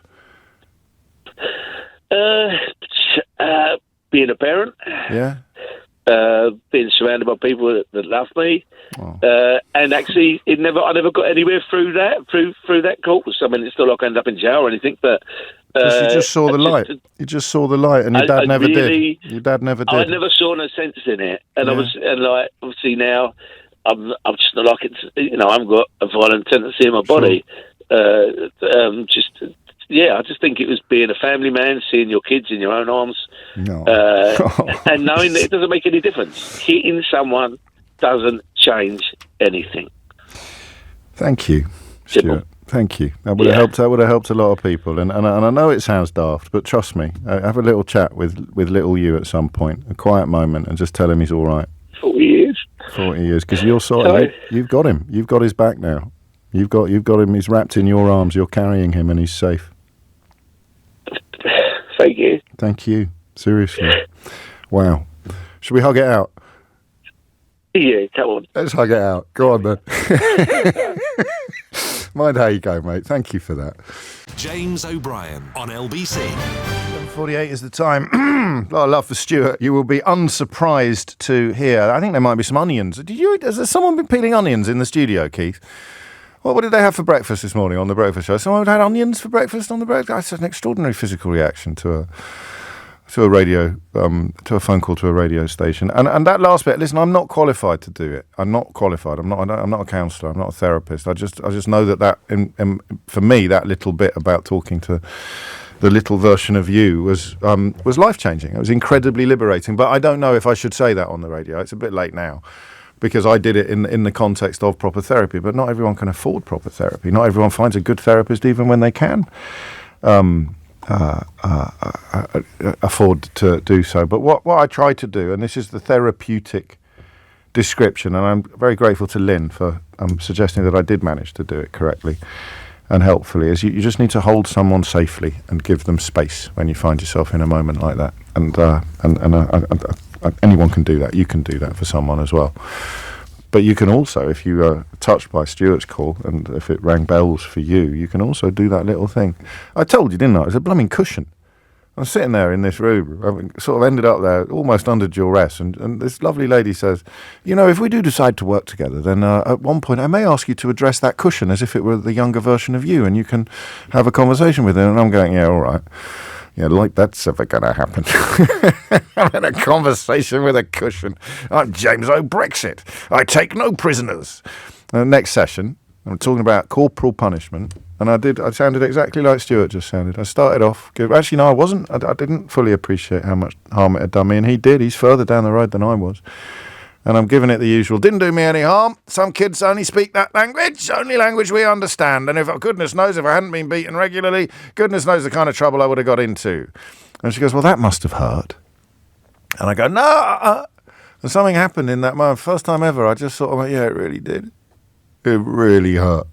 It was horrible. It was shaming and physically painful. And it meant you lived in fear. And she just said, tell him. I said, tell who? And she points at this cushion. And she goes, tell him.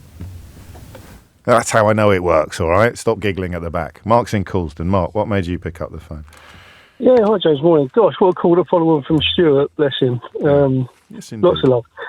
My story, nothing by comparison, but when I was growing up, myself and my sisters, whenever we were naughty, like slaps around the legs, and that's basically how life was. And then when I become a father, my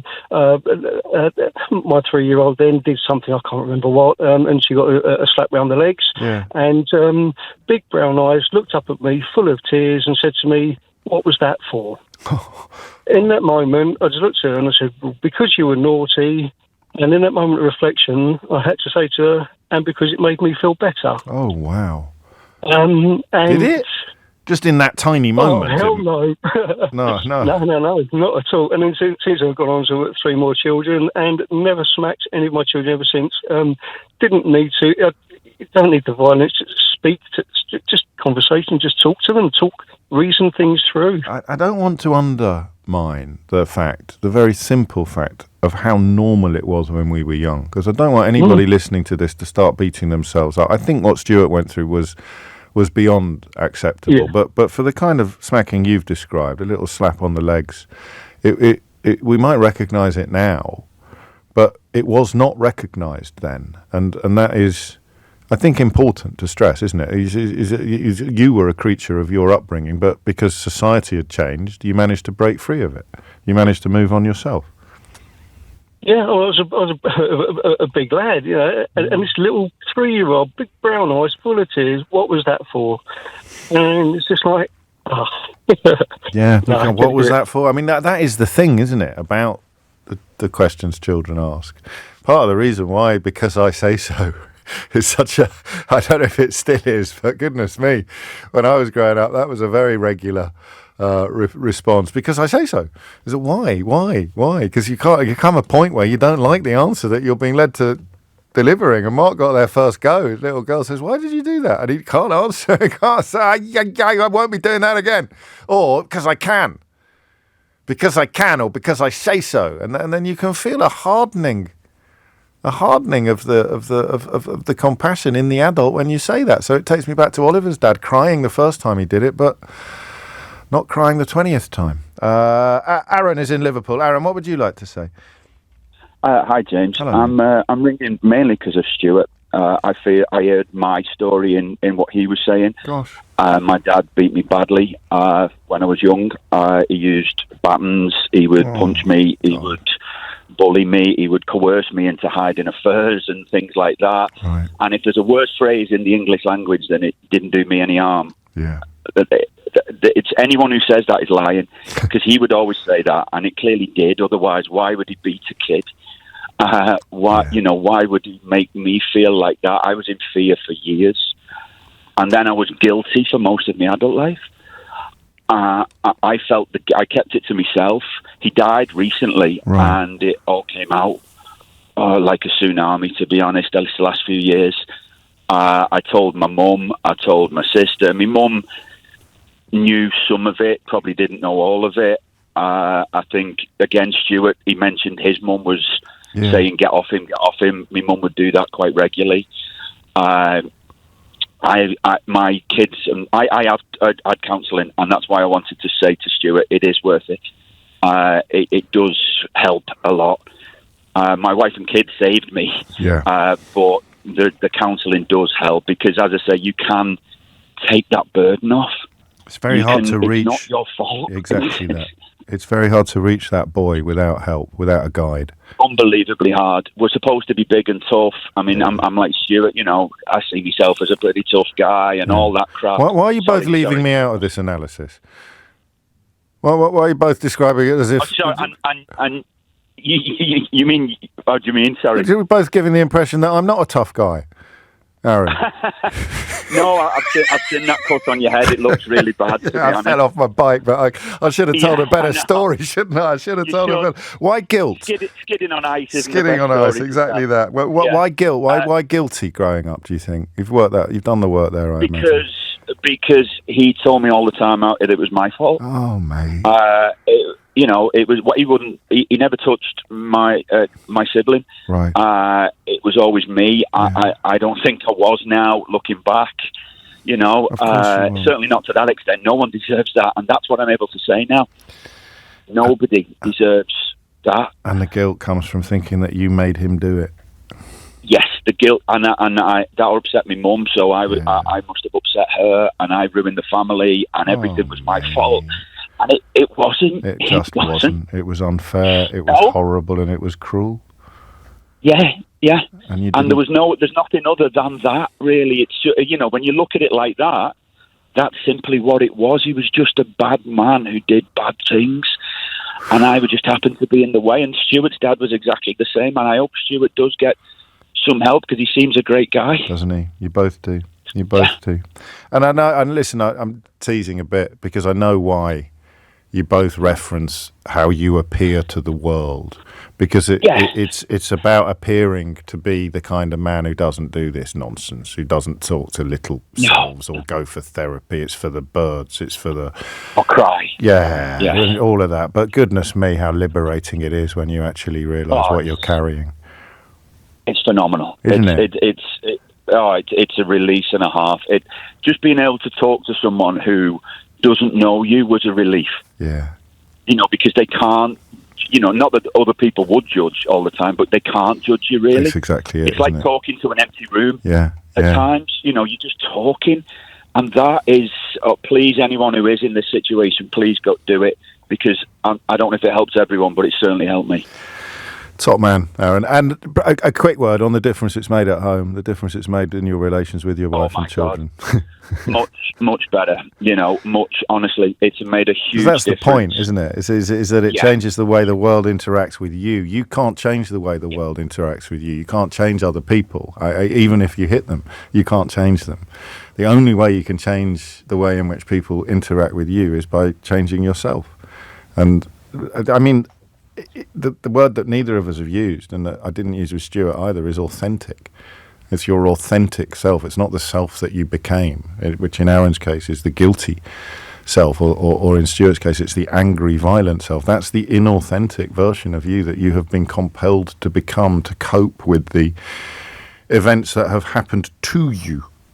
And getting back to the authentic self is what Aaron's talking about when he describes being liberated. I won't bow to anyone on this, on the importance of it, but it is very helpful for me as a sort of walking cliche of wokeness to have men like Aaron and Stuart describe themselves in that way, as perhaps not somebody you'd ordinarily associate with getting in touch with your finest. Even I do the funny voice, getting in touch. I'll do the normal voice, getting in touch with your feelings, getting in touch with your trauma, getting in touch with yourself, because it doesn't just help you, as I think Aaron best expressed. It helps absolutely everybody that you ever come into contact with. The problem, and it's Mystery Hour next, so you'll allow me a sort of quasi Jerry Springer final moment. The problem is that our society often rewards the consequences of the trauma. It actually, I mean, Donald Trump is the most obvious example. I don't think anybody would be surprised to learn that his father was hideously violent towards him, and we know that he has been hideously violent towards his own children in the past. It's an extraordinary story about him turning up at one of his son's colleges, like college, post-school.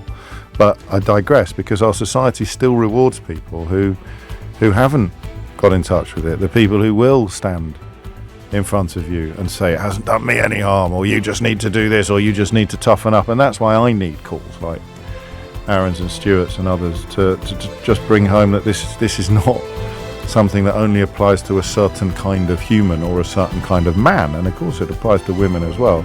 It's something that applies to human beings. Mystery Hour next. James O'Brien on LBC. Is it that time of the week already? Goodness me. Well, it is. Your weekly opportunity to achieve the sort of satisfaction not ordinarily available on your radio dial. Takes it out of me a bit as well, doing conversations like we had in the last hour. So that might be why I just sounded a tiny little bit distracted. I sometimes tell you I envy people who can do this for a living without caring about anything, without caring about the consequences of their words or the interactions with I kind of, but not really. Not when push comes to shove. It's days like today are the reasons why you come to work, aren't they? And now we get the funny bit. Now we get the shallow end. Now we get the weekly opportunity to yada yada yada bing bing.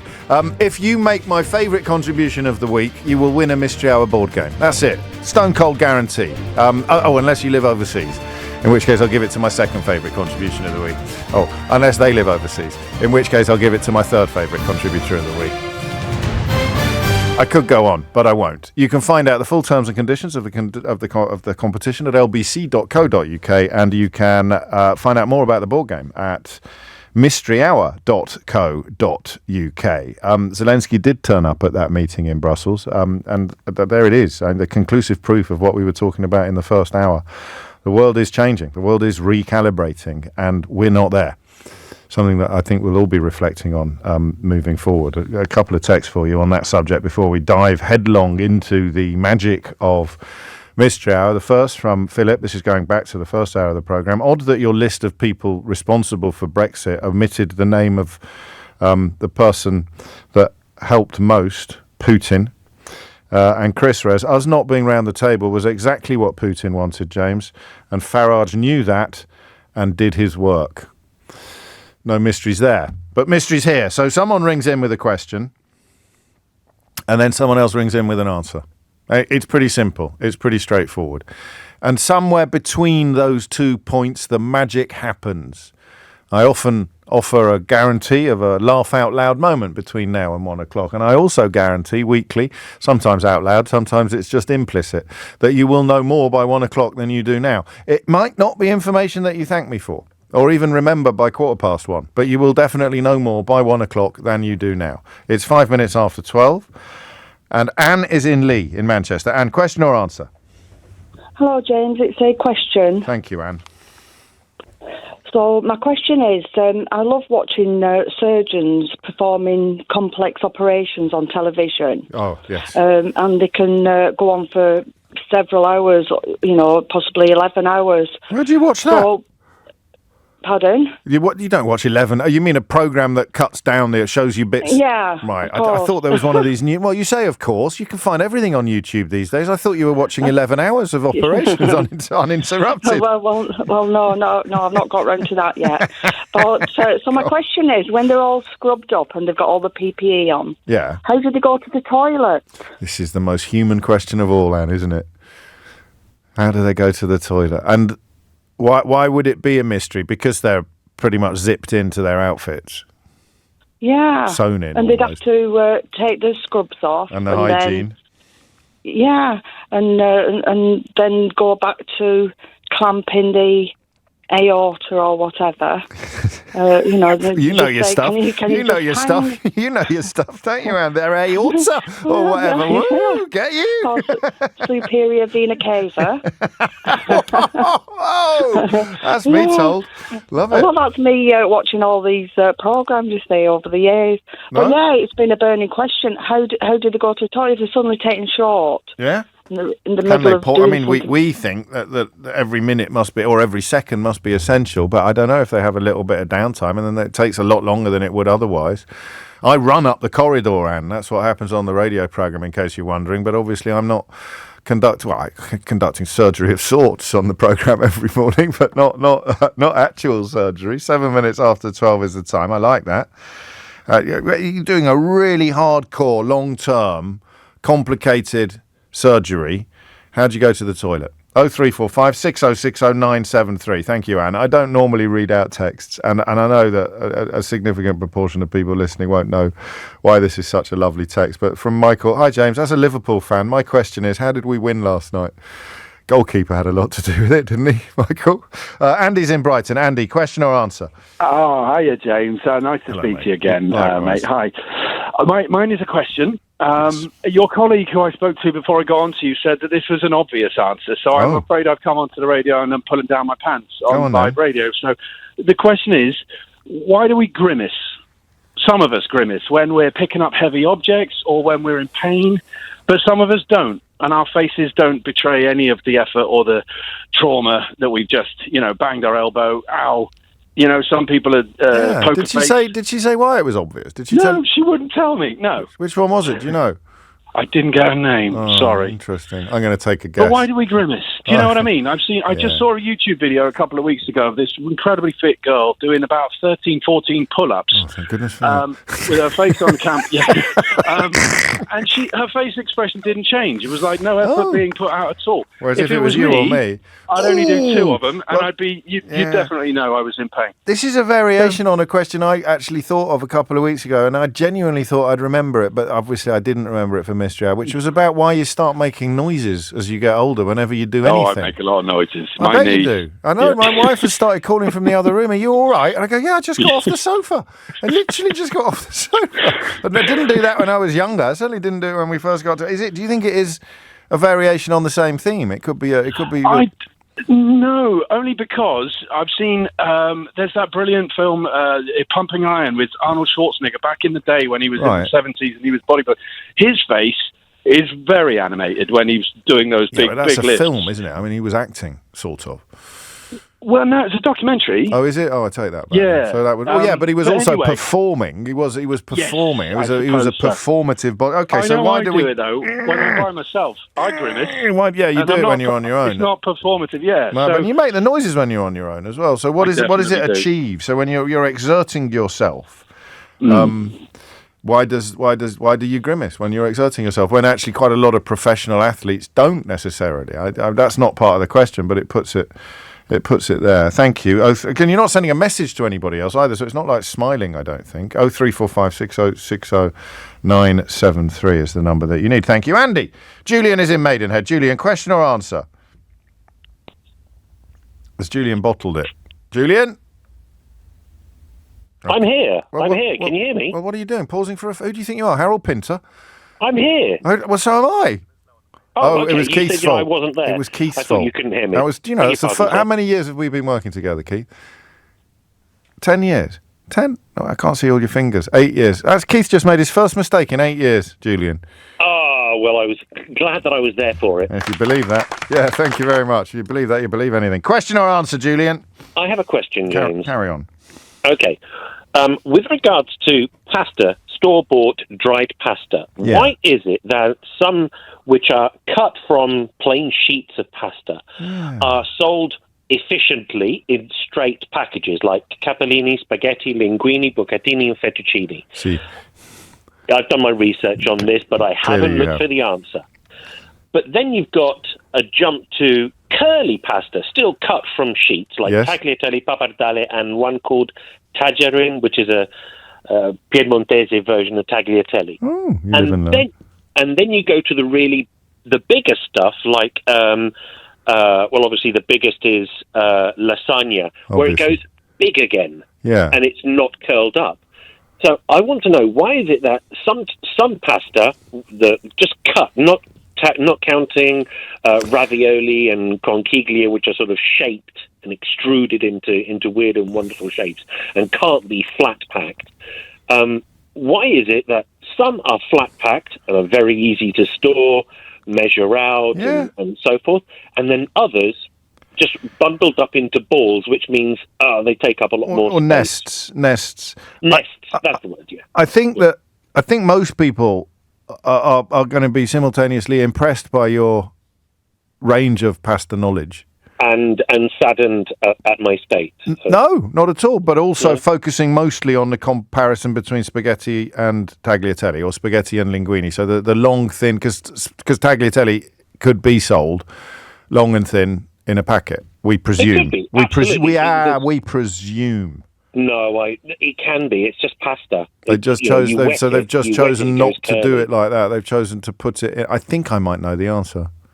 Well, I'd be interested to hear what your thoughts are. The only one I can think of is that it's handy to grab a portion. No. But portion is not logical because different people want different amounts. I wonder whether, Julian, go on, there is a thickness of ribbon at which point it becomes much, much, much more likely to congeal or not separate. I wouldn't have, but then why does, when you get to lasagna, it goes back to being because flat? you don't. I guess you don't want it to. You don't cook lasagna in the same way, do you? You don't. No, true. But someone will know. I mean, to be honest, I had dinner at the magnificent La Rosetta. There's so many brilliant restaurants in Brentford at the moment, Julian. I know you're in Maidenhead, but you should make a trip of it one weekend in the summer. There's so many beautiful restaurants in Brentford at the moment. I could have asked Robert in La Rosetta last night. Thank you. I shall get you an answer to that question. Essentially, why is tagliatelle and some other long pasta, potentially ribbon-based pasta, sold in clusters and nests, whereas the linguine and the spaghetti is sold in a much more manageable form in long packets where there's no waste. You're not buying. Well, there's no air in a packet of spaghetti in the way that there is in a packet of tagliatelle nests. 14 minutes after 12 is the time. Thank you, Julian. Sheena is in Hackney. Sheena, question or answer? It is a question, James. Carry on. Okay, whenever I'm sick, I always make a brew which is like lemon, honey, ginger, garlic, and if after I leave it for a while, garlic. Gosh. It doesn't actually taste bad. I put fresh thyme in it as well. But I thought you were going to say whiskey. I thought you were going to say lemon, ginger, honey and whiskey. That's only at night. This is what I drink all day when I'm sick. Fair enough. So, but when it goes in long, the garlic goes this kind of like bluey greeny colour, which I've sent photographic evidence on WhatsApp to you. I'll have a look. I'll have a look for it. So the garlic. So what do? You put it in sliced, do you, or do you just drop a lunch? Yeah. Well, I crush it and slice it and throw it in, and like it's kind of with a coffee percolator, so that I can, drain all the goodness out. Oh, Keith's found it as well. He's trying to make up for his terrible mistake earlier. Where is it? Down at the bottom. Hang on. I'll have a look at blue. What makes it go blue? What? I mean, is osmosis involved? Unlikely. I don't know. I can't open the attachment. But I believe you. I'll find a way. Don't look at me like that. My computer might be different from yours. I shall find a way. How blue does it go on a scale of... Like turquoise, I'd call it. Well, I had no idea. I've never seen that happen. I cook with garlic a lot. I don't think I've ever put it in boiling water, oddly, so maybe that's got something to do with it. But and it had to be left a few hours, the only reason I remember it is because I made it last night, and then I had some left this morning, and the garlic is like a turquoise colour. Well, that's fascinating. Okay, we'll find out for you. It'll be some sort of chemical reaction, as you know, Sheena, but what it is, we will discover. These are the kind of texts I live for. This is from David. He says, please stop pronouncing the G in tagliatelle. It's silent. Yeah, well, autocorrect, mate. Please stop producing the G is what you actually wrote. If you're gonna make a bid for Pedant's Corner, you better reread your messages before you press send, pal. Is he right? He probably is right, isn't he? It's tagliatelle. And bruschetta, not bruschetta, apparently. I discovered last night. It's 12:16. James O'Brien on LBC. It's amazing, isn't it? Well, you can't see it because Sheena's picture. So, crikey, she doesn't. You don't use it. She just puts big lumps of everything in her pot. Whereas I've always, I wouldn't use garlic in this kind of thing, but I might do in the future. So I'd squeeze the lemon, and I'd grate the ginger. And then I'd add the hot water, and then I put a spoonful of honey in. But Sheena adopts a more utilitarian approach. She puts whopping great chunks in her glass, then adds hot water. So like a sort of stew, yeah. And the garlic has gone bright blue. Literally gone bright blue. So it's probably the lemon, I would say. It's probably the acid in the lemon, is it, that's reacting to the garlic? I don't know. But bright blue, not a sort of, is that blue? That's not really, that's more of a hue blue. It's actually blue. So why does Sheena's garlic go blue when she makes her garlic, lemon, ginger and honey concoction to fend off the lurgy? Also adding fresh thyme on occasion. Clive's in Sheffield. Clive, question or answer? It's a question, James. Hello, Clive. Hello. The question is, how do we know the perceived and published colourings of dinosaurs are accurate? I know this. Do you? Yeah, I know this because it popped up in the very, very early, popped up before Mystery Hour even existed, when someone pranked me on air, and I can't remember what exactly the circumstances were, but I had an actual paleontologist in the studio at the time, and someone made some joke on text about dinosaurs living underground because that's where we always find them. And I didn't notice the joke. And I put the question to the paleontologist live in the studio. It dates back to roughly that era. And I think the answer is that we don't know. We actually don't know. So like I said to my wife, they could have been yellow and blue. Yeah, they could have been like Barney. Is it Barney, the purple dinosaur? Yeah, they could have been like... But I imagine what they've done is speculate on evolution. And they'd have been colours that either you see reflected in species that have survived or that reflected the habitat that they were in. But as far as I know, two things jump into my mind at this moment. The first is that nobody knows for sure what colour they were. And the second is, didn't a lot more of them have feathers than we originally realised? Well, the feathers thing is the reason why the question came up, because there's two chickens in the field behind my garden. Oh, and yeah. One's white. Yes. And one's black. I think one's an Orpington and one's a Sussex. And I thought, if they were both dead and you buried them for 10,000 years and came back to them, how would you know one was one colour and one was the other? Yeah, well, you wouldn't, would you? So... Well, I'll put it on the board because there might be a paleontologist listening who can explain to us why all dinosaurs did live underground.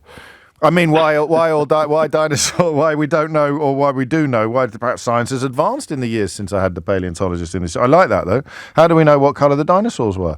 And something about feathers, which is bubbling away in the back of my mind, but which isn't relevant to Clive's question. Are they not your chickens? No, they're not my chickens. And there's only 2 of them. Well, no, there's loads. Oh, there's loads, but those were the 2 that jumped out. Really? Well, they didn't jump out. No, no, they're wandering around. No, I understand. Most of them are orange. Yeah, so they jump out or stick out. They stick out. Yeah, okay, I like that. Thank you, Clive. You made me laugh. Clive gave me my laugh out loud moment this hour. 22 minutes after 12 is the time. Robin is in Manchester. Robin, question or answer? I have an answer for you, James. Carry on, Robin. It's to do with surgeons going to the toilet. I'm afraid it's a slightly boring answer, and we tend to do it exactly the same way as every other person does. You just leave the operating theatre, walk down the corridor, do what you need to do, come back into theatre, wash your hands and put on a new gown and gloves again. And I'm afraid it's as simple as that. So there's no higher bar of hygiene, really. You just wash your hands right up to the elbows in that way that we all did during COVID, but which you have to do all the time, and then get your kit and caboodle back on. It's not like a sterilised atmosphere in the theatre that you'd step out of or anything like that. Well, there's lots of theatres have something now called a positive pressure air system, where they pump in sterilised air from the top of the theatre through ventilation, and it always blows out through the anaesthetic room or out through the other doors, so it's always pumping clean air in. Nice. But we don't leave a puddle on the floor or wear a nappy. But you wouldn't, like some video gamers do in Korea. I read some time ago. But I presume, a bit like me, you don't go unless you really have to. No, if you're in a really, really, really long operation, thankfully I don't do many of those. But you get quite dehydrated anyway, so you need to pee less than you would anyway. Technical term there. Thank you, Doctor. I mean, Mister. Are you a consultant? You're a consultant, I suspect. Yes, I'm a mister. Do you know how I knew that? How's that? Masterful. Masterful delivery, Robin. Could tell straight away. Could tell. Spot a consultant from 100 yards. Well, I don't need to ask you now, but what are your qualifications? I'm a consultant orthopaedic surgeon. There we go. Round of applause for Robin. Thank you very much. No, thank you very much. I don't know if it's boring. I don't think an answer can be boring if it's correct. I mean, obviously, that Anne up in Lee was probably hoping for something a little bit more unexpected, but now she knows. So next time she's watching an 11-hour surgery saga on surgery.com, then she'll be able to fill in the gaps. John's in Wearside in Hertfordshire. John, question or answer? I got a question for you, James. Carry on, John. I'm currently I'm brewing this one up for a while for you, actually. I keep getting static electric shocks. Yeah. And I'm curious to know, they seem to be getting, I'm a similar age to you, and they seem to be getting worse as I'm getting older. And you mean you're getting more of them? I touch more stuff. I get it off the car sometimes. Right. Sometimes I touch my missus. I get a shock. And so does she. Mentioned it to a friend. Quite. You need to be a few years older for that to really work. Yeah, really. Yeah. Too true, mate. Go on. True. Yes. But yeah, and it's doing my head in a little bit, and I don't know whether it's seasonal. And I got a mate of mine, Bob, who has like one of those copper bands on. He says he wears one of them, and that kind of stops him getting so shocking, as it were. Yeah, I don't know. I mean, I don't know Bob. You know what Bob's like. You can't. He's always coming out with something like that, isn't he? Bob's always got something like that. Someone saw Bob coming, I think. So the old copper bracelet. Have you bought new shoes lately? Well, I'm a creature of habit, and this is the thing, mate. I wear the same clothes, same shoes all the time. You're Jack Reacher. You're Jack Reacher. This is it. So it's not that you haven't invested in a pair of rubber-soled shoes or not rubber-soled shoes or whatever it is, nylon-soled shoes. There's no major changes in any other aspects of your life. But you believe unscientifically. This is about a 12-month study as well. So you're getting a few more static electric shocks, and we want to know why. So we don't know why. We don't want to know how they happen. We want to know why you might be getting more than you used to. Yeah, why they would increase at certain times when they wouldn't be from others. Is it a seasonal thing? Is it It's definitely not clothing. It's definitely not environment. I work from home. Everything's pretty standardised in my life. Do you know what I mean? So why? Why do I? You're not eating batteries. Not today. No. Not this week, anyway. No. Love it. Okay, No. well, let's try and find out. So we've got electric shocks, dinosaurs, we've got Sheena's blue garlic, we've got Julian's pasta nests, Andy's grimace, and we've dealt with Anne's surgical toilets. There's a lot to get through today. Long may it continue. Harry's in Purley. Harry, question or answer? Hello, I've got a question for you. Carry on, Harry. It's a geological question. Oh, On the yes. White Cliffs of Dover, approximately every metre, there's a layer of flint. Now, if it takes 100,000 years to lay down a metre of chalk, why is there a layer of flint every 100,000 years? And what is flint? And where did it come from? Well, you're only allowed one question. Okay, why? Why is there a layer of flint? In the White Cliffs of Dover, several layers of flint.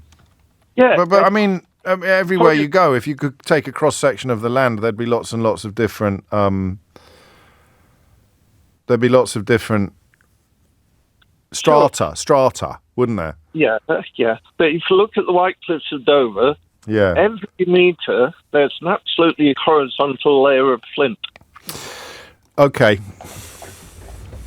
And a metre of chalk represents 100,000 years. Yeah. Where did it come from? Well, it comes from the chalk, doesn't it? I don't know. Well, what is creating the rock? What was it before? What was it once? Well, it's crustaceans that are laid down on the seabed. No, the crustaceans are only in the flint. No, they're not. So the chalk forms, and all of the crustaceans, as the chalk forms, coagulate and get compressed to form the flint. So the flint is a side effect of the formation of the chalk. Right. But only every 100,000 years. Well, I mean that depends where you are, doesn't it? But that's the fossils that have got all mushed. That's a technical term. It's all mushed up fossils that makes the flint. And Sure, but and the bit that is not shell makes up the chalk. Well, if you pull up a picture of the White Cliffs on the internet, you'll see what I mean. The cliffs are white, and every metre there's a horizontal layer of flint. I don't know why I've got the word silica in my head. I don't know. Nor do I. But anyway, I'm not taking a round of applause, but I think you will find, Harry, when someone rings in with the correct answer, that I was nibbling at the edges of it.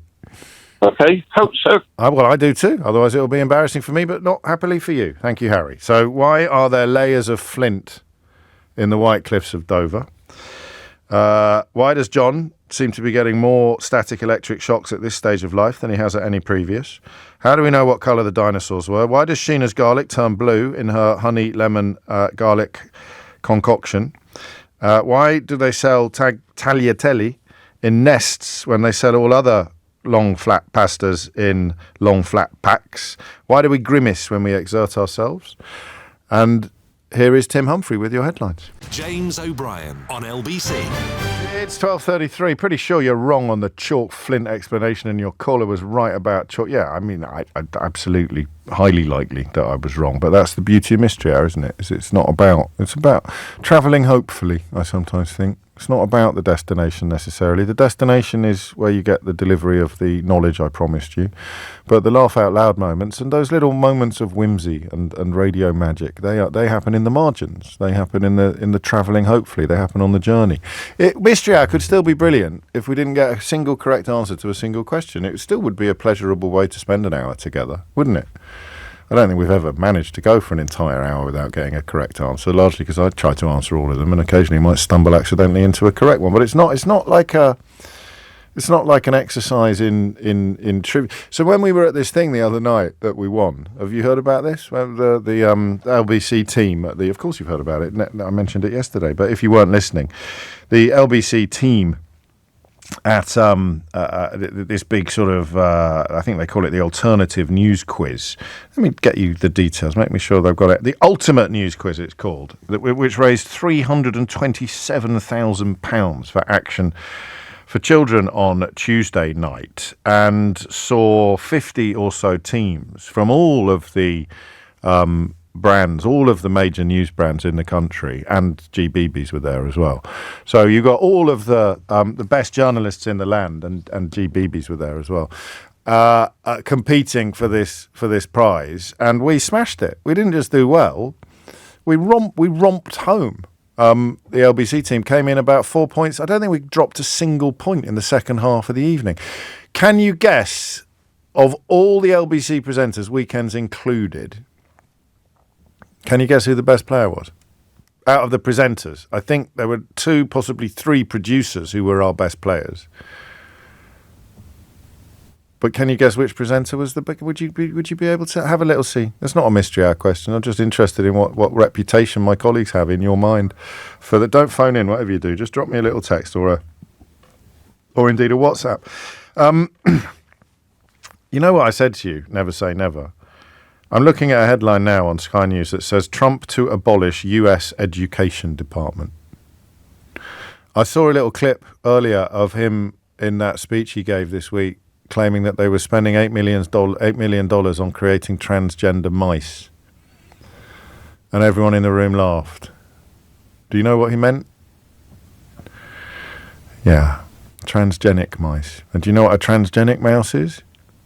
It's a mouse on which DNA from an unrelated organism can develop or has been artificially introduced. So it's how you might grow. Do you remember a story not long ago about them growing an ear on a mouse? You think I'm making this up, don't you? They did, didn't they? They grew an ear on a mouse. That would be a transgenic mouse, wouldn't it? And that's Donald Trump there, the very stable genius, thinking that the research into this incredibly exciting area of medicine and rehabilitation involves spending millions of dollars on creating a transgender mouse. Matthew's in Birmingham to steer us back to slightly more manageable mysteries than how on earth that man became president of the United States of America. Matthew, question or answer? I've got an answer, James. Carry on. It's about the Blue Garlic. Oh, yes. I've got all their albums. Yeah, great band. Saw them live in the 90s. So, garlic contains pigments called anthocyanins, and in an acidic solution, they will change colour to bluey green. Oh. So that is why the garlic is changing. It takes a while, though. In lemon juice. Yes, it does. It also depends on how strong the acid is and how old the garlic is. So this is more prevalent in smaller, younger cloves of garlic. Is it? What's the thing called in it that turns blue in acid? Anthocyanins. Oh, of course it is. Qualifications? I run a business selling fermented hot sauce, so I make a lot of fermented garlic. Wow. What is the advantage of having fermented hot sauce as opposed to unfermented? So it naturally creates lactic acid during the fermentation process, which means you get maximum flavour with minimum vinegar, so you achieve a shelf-stable pH without having to use lots of vinegar in the sauce. Oh, I love that, because the vinegar kind of cuts through the sauce a bit. Yeah, the vinegar cuts through it, so you get all of the flavours of the vegetables with the natural lactic acid without needing very much vinegar. How did you get into this business? This was my COVID hobby that got out of control, and now I have 2 jobs. What a great story! How many brands do you make? How many different sauces do you make? I'm currently looking at 15 different varieties of hot sauce sitting in my living room. Oh, you're a genius. What's the company called? Do you want some help? Should we sell some sauce? Should we sell some sauce, Matthew, or not? I don't know. That would be amazing. I've had a slow start to the year. So all right, what's it called? Yeah. What's it called again? It's Dark Fire Hot Sauce. I'm going to have a look at it. Dark Fire. Yeah, I'm Birmingham's only 5-star hygiene-rated hot sauce manufacturer. I mean, are there a lot of 4-star rated hot sauce manufacturers in Birmingham? I mean, I don't know. You'd have to have a look. But I know that I'm the only 5, which is one of my USPs. Look at this. Dark Fire, organic, and all the taste of the fire. These look lovely. Barrel-aged, base face. Ooh, cherry cola. Why would you... Ooh, these look lovely. Okay, you're on. Lots of the titles actually come from my record collection as well. Look at that, which makes it all the more hilarious that I open with such a quality music-based gag at the beginning of this conversation. Perfectly opposite, James. Perfectly opposite. So you started making it in where did you first sell it? Like a street market, a farmer's market? Just word of mouth to friends and family, and then about 2022, registered with the council, started doing local markets. Had a friend build me a website, and now I travel the Midlands and wider. Going to markets and selling my wares. Oh well, let me know seriously how you get on. I'll try not to crash your website, but you want to get yourself over to darkfirehotsauce.com to wake up your taste buds. Round of applause for Matthew. So that oddly came from Sheena making concoctions in her kitchen as well, but it ended up with and there it's gone. There we go. I've crashed the website. Sorry. It'll be up later. It'll be up again later. 12:40 is the time. Everybody move along. Gary's in Glasgow. Gary, question or answer? It's a question. Thank you. Carry on. Well, first of all, I want to say huge love to Stuart from earlier on, because that was just beautiful radio, and props to him, and I hope he's got a cup of tea right now and someone he loves beside him, because that was beautiful. My question is this, right? The phrase teaching your grandmother to suck eggs. Yeah. Right. I was in the middle of a sentence the other day, and that felt like the natural sentence, the phrase I was going to have to use. Yeah. And I backed out of it, because suddenly I was like, oh God, what does this mean? This feels kind of wrong. Because I was like, well, who sucks eggs? And why is your grandmother particularly good at it? And I had so many questions. And I could have Googled it, but I thought, do you know what? If I remember on Thursday, I'm going to phone in. I do. Who sucks an egg? Because there is no way that this is a reference to a long-lost tradition of old ladies sucking eggs. Yeah, now my gran, she had no teeth and never got falsies, so she would eat crisps, and that was how she would eat crisps and steak. She would gum that down, no bother. But an egg, if that was specific to her, the people wouldn't use this phrase about my gran. It's about anyone's gran. It's about all our gran. Yeah, but I wonder if it has something to do with the likelihood of somebody older not having any teeth. But where does it? But why just eggs then? Yeah. It's got to be something, hasn't it? They've got to choose something. Yeah. Exactly. If you needed you needed a high protein dish or snack, and you had no teeth, then an egg might be an egg through a straw. An egg would be egg through a straw would be quite a good way of doing it. Yeah. Yeah. Thank you. I like it. Grandma sucking eggs. Thank you, Gary. If you know the answer to that one, then you know what to do. We need a few more answers, I think. We're chalking up the questions, but it's all right. We don't start panicking until the final quarter of the programme. But remember, I'll run through. Shall I run through? I'll run through the ones that still need answers after Ruth in Ancram tells us her question or answer. It's a question, James. Carry on. It's about cemeteries and headstones. Oh, yes. I love a wee wander in a cemetery with my wee dog, who likes to sniff the dead people. Yes. And I've noticed that the writing on the headstones obviously all faces the same way as you're walking round the graveyard. Yeah. Now, my question is that a specific point of reference to every cemetery, or is each cemetery unique? Do they all face north, or do they all northeast, or, is it unique to the cemetery, or is there a rule of thumb that goes across the board? So I mean, they read the same way because we read from left to right. Yeah, no, I mean facing. So when you're walking into a graveyard, the headstones will either face you. Yeah. Or I see. So is there any requirement for them all to... No, there can't be. I'll tell you what, if there is, I'll give you the money myself. Isn't it? I would have thought so. I would have thought there would be some... I think Islam might have a requirement for memorials to face a certain way, but I don't think Christians do. I don't know. I mean, it may make it a little bit more interesting. There's one near us. I'll put it on the board. Is there a requirement that gravestones face in a certain direction? Yeah, because, I mean, some of the old cemeteries that you see and on the walks, they're not at the entrance of the cemetery, if you know what I mean. You've got to go in and turn around and then read the headstones. Yeah, you're on. I like it. I'm like you. I love cemeteries. I love reading headstones. Occasionally you stumble across one that's of particular interest, don't you? Brompton Cemetery has got some fascinating people in it, and Kensal Rise, it's Paradise by way of Kensal Green, isn't it? G.K. Chesterton wrote a poem about it. In there, I was wandering around, I kid you not, cool as you like, not minding my own business, I found Isambard Kingdom Brunel.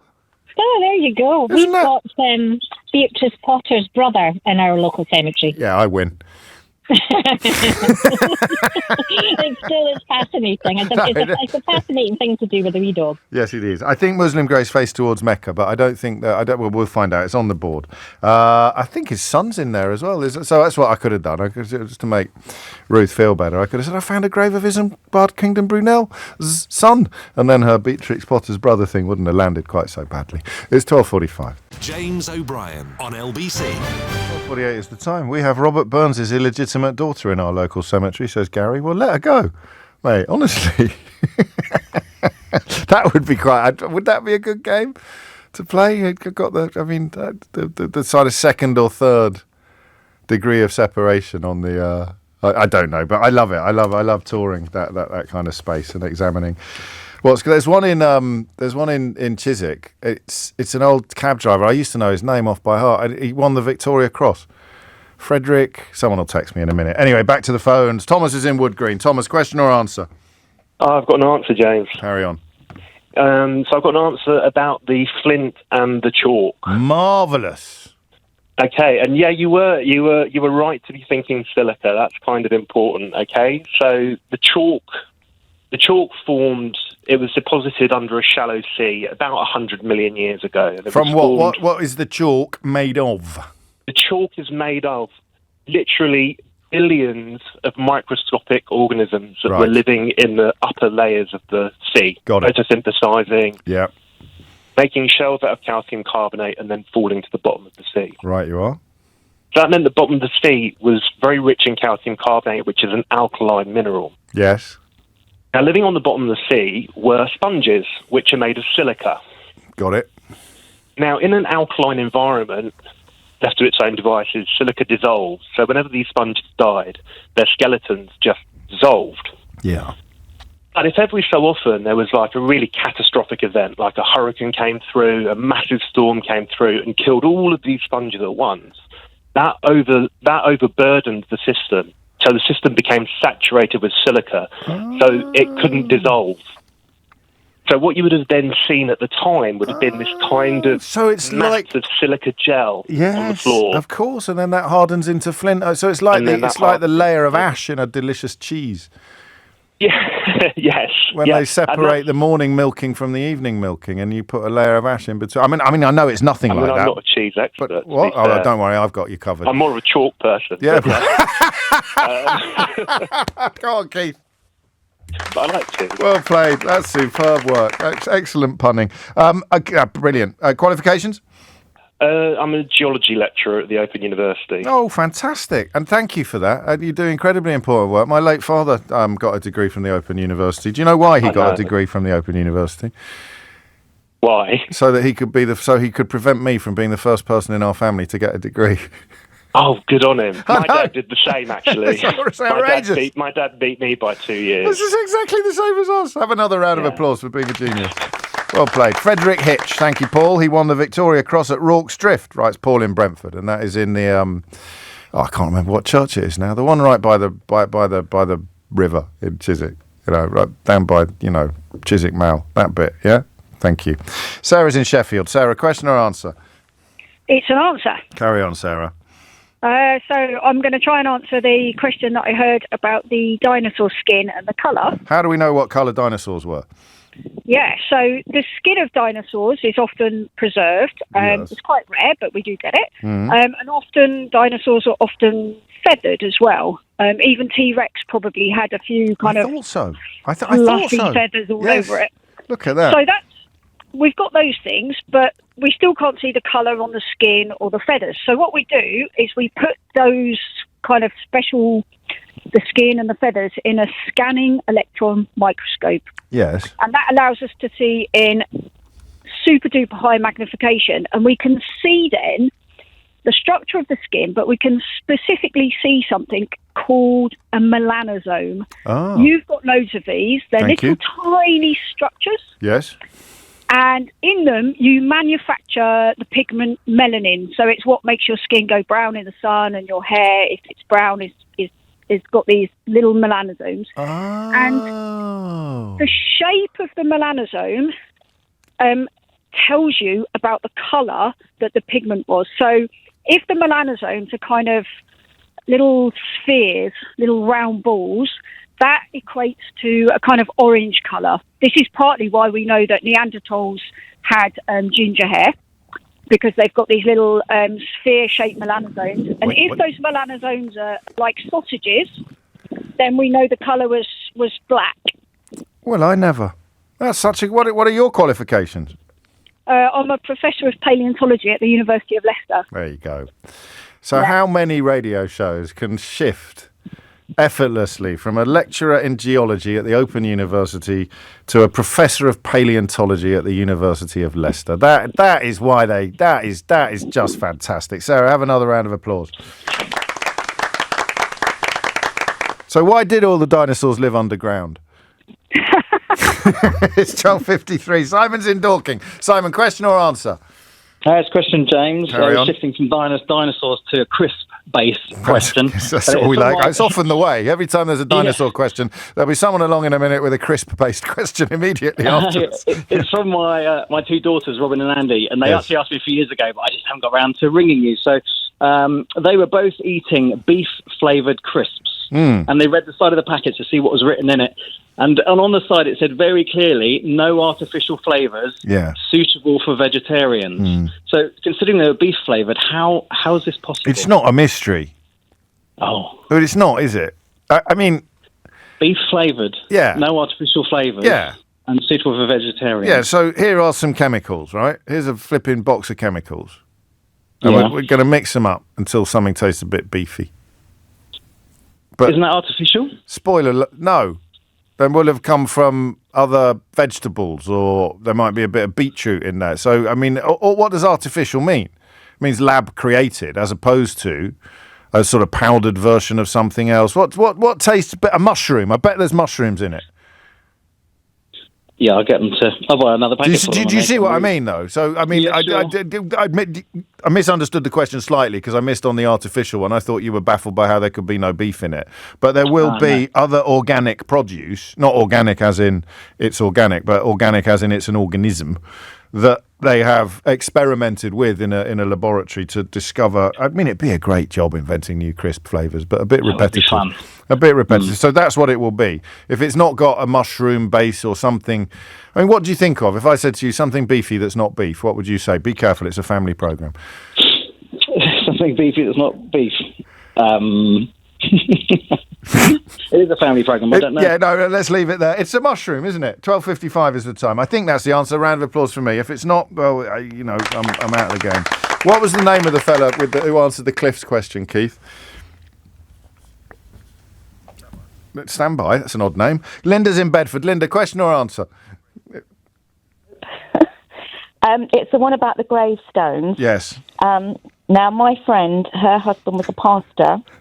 And was he sold in long flat packets or was he sold in nests? I'm not sure. I can't be sure. Anyway, so I know that when he was buried in a Church of England graveyard, the vicars and clergy are buried facing the opposite direction to the laity.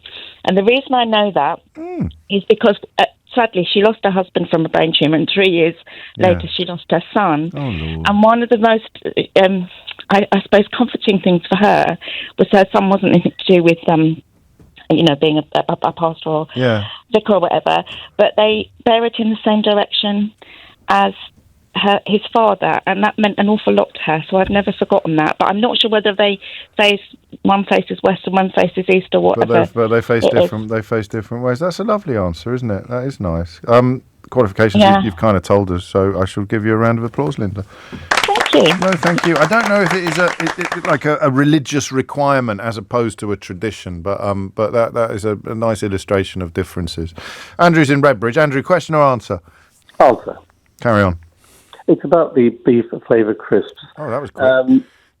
I had a similar discussion about this with a friend years ago, and we investigated it, and we called some of the major crisp manufacturers, and they said it's textured vegetable protein. Yeah. So you were right in the way you explained it. They obviously just manipulate the proteins from different vegetables to create the flavours. Got to be a bit of mushroom in there. There's got to be a bit of mushroom in there, don't you think? Exactly. A bit of umami. Umami. Do you know what that is? Do you know what you did, Andrew? Yeah. Journalism, mate. That's the one. That was round of applause for Andrew. Are we done? Is that everyone? No, we got dinosaurs. We haven't done the electric shocks. We've done the cliffs at Dover. I can't read my own writing on that one. It seems like grandma. Why would I have written grandma down, Keith? We've done sucking eggs. Yeah, we haven't done the sucking egg. Oh, hang on. Let's get back. Dawn's in Romford. No, we're doing more graveyards. I've got my fill of graveyards. Dawn, question or answer? Thank you for taking my call. You're very welcome. It's an answer to the graveyard question, and it is, by tradition, Christians face east. Oh, yes. Now, the religion states that when Jesus comes again, that everybody who's buried facing east will rise with him facing the same direction. But because I'm spiritual, I believe that the creator of all things is the sun in the sky. Yeah. And the sun. Hang on a minute. This isn't mystery. We're not doing that kind of mystery. We're not doing the mystery of existence. We're just doing why do gravestones my mum faces east, and she was devout Christian. Oh, that's nice. That's nice. So I think it is a tradition rather than an actual religious requirement, because some of those graveyards, especially when they're charging a lot, they've crammed them right in, haven't they? Facing in all sorts of directions. I think Christians usually request that when they purchase their plot. Beautifully put. Have a round of applause. Oh, thank you very much. No, thank you. Oh, thank you. No, you're very welcome. You're nearly edged in there. My favourite is, was it Thomas, did you say, who answered the question about the... Because he did the pun, didn't he, on the chalk and cheese? That was genius. That was like the kind of stuff you need to spend 20 years working on the radio to be able to do live in the moment in the studio. Sheila Fogarty's never done anything like that live on air. Not once. If you missed any of today's show, you can listen back on Catch Up on Global Player, where you can also pause and rewind live radio, as well as listen to a range of podcasts, including James O'Brien Daily, the best bits of my show in 60 minutes every day. Download it now for free from your app store or head to globalplayer.com. Coming up at 4 on LBC, it's Tom Swarbrick, but now... Oh, it was Rachel Johnson was the presenter who got the most questions right at the quiz. But now it's Sheila Fogarty. She's very good at quizzes. She wasn't the best with the producers, the young producers, but Rachel was the best of the presenters. Well, they've got youth on their side. What can you say? They've got memory, they can remember things. Exactly. James O'Brien on LBC.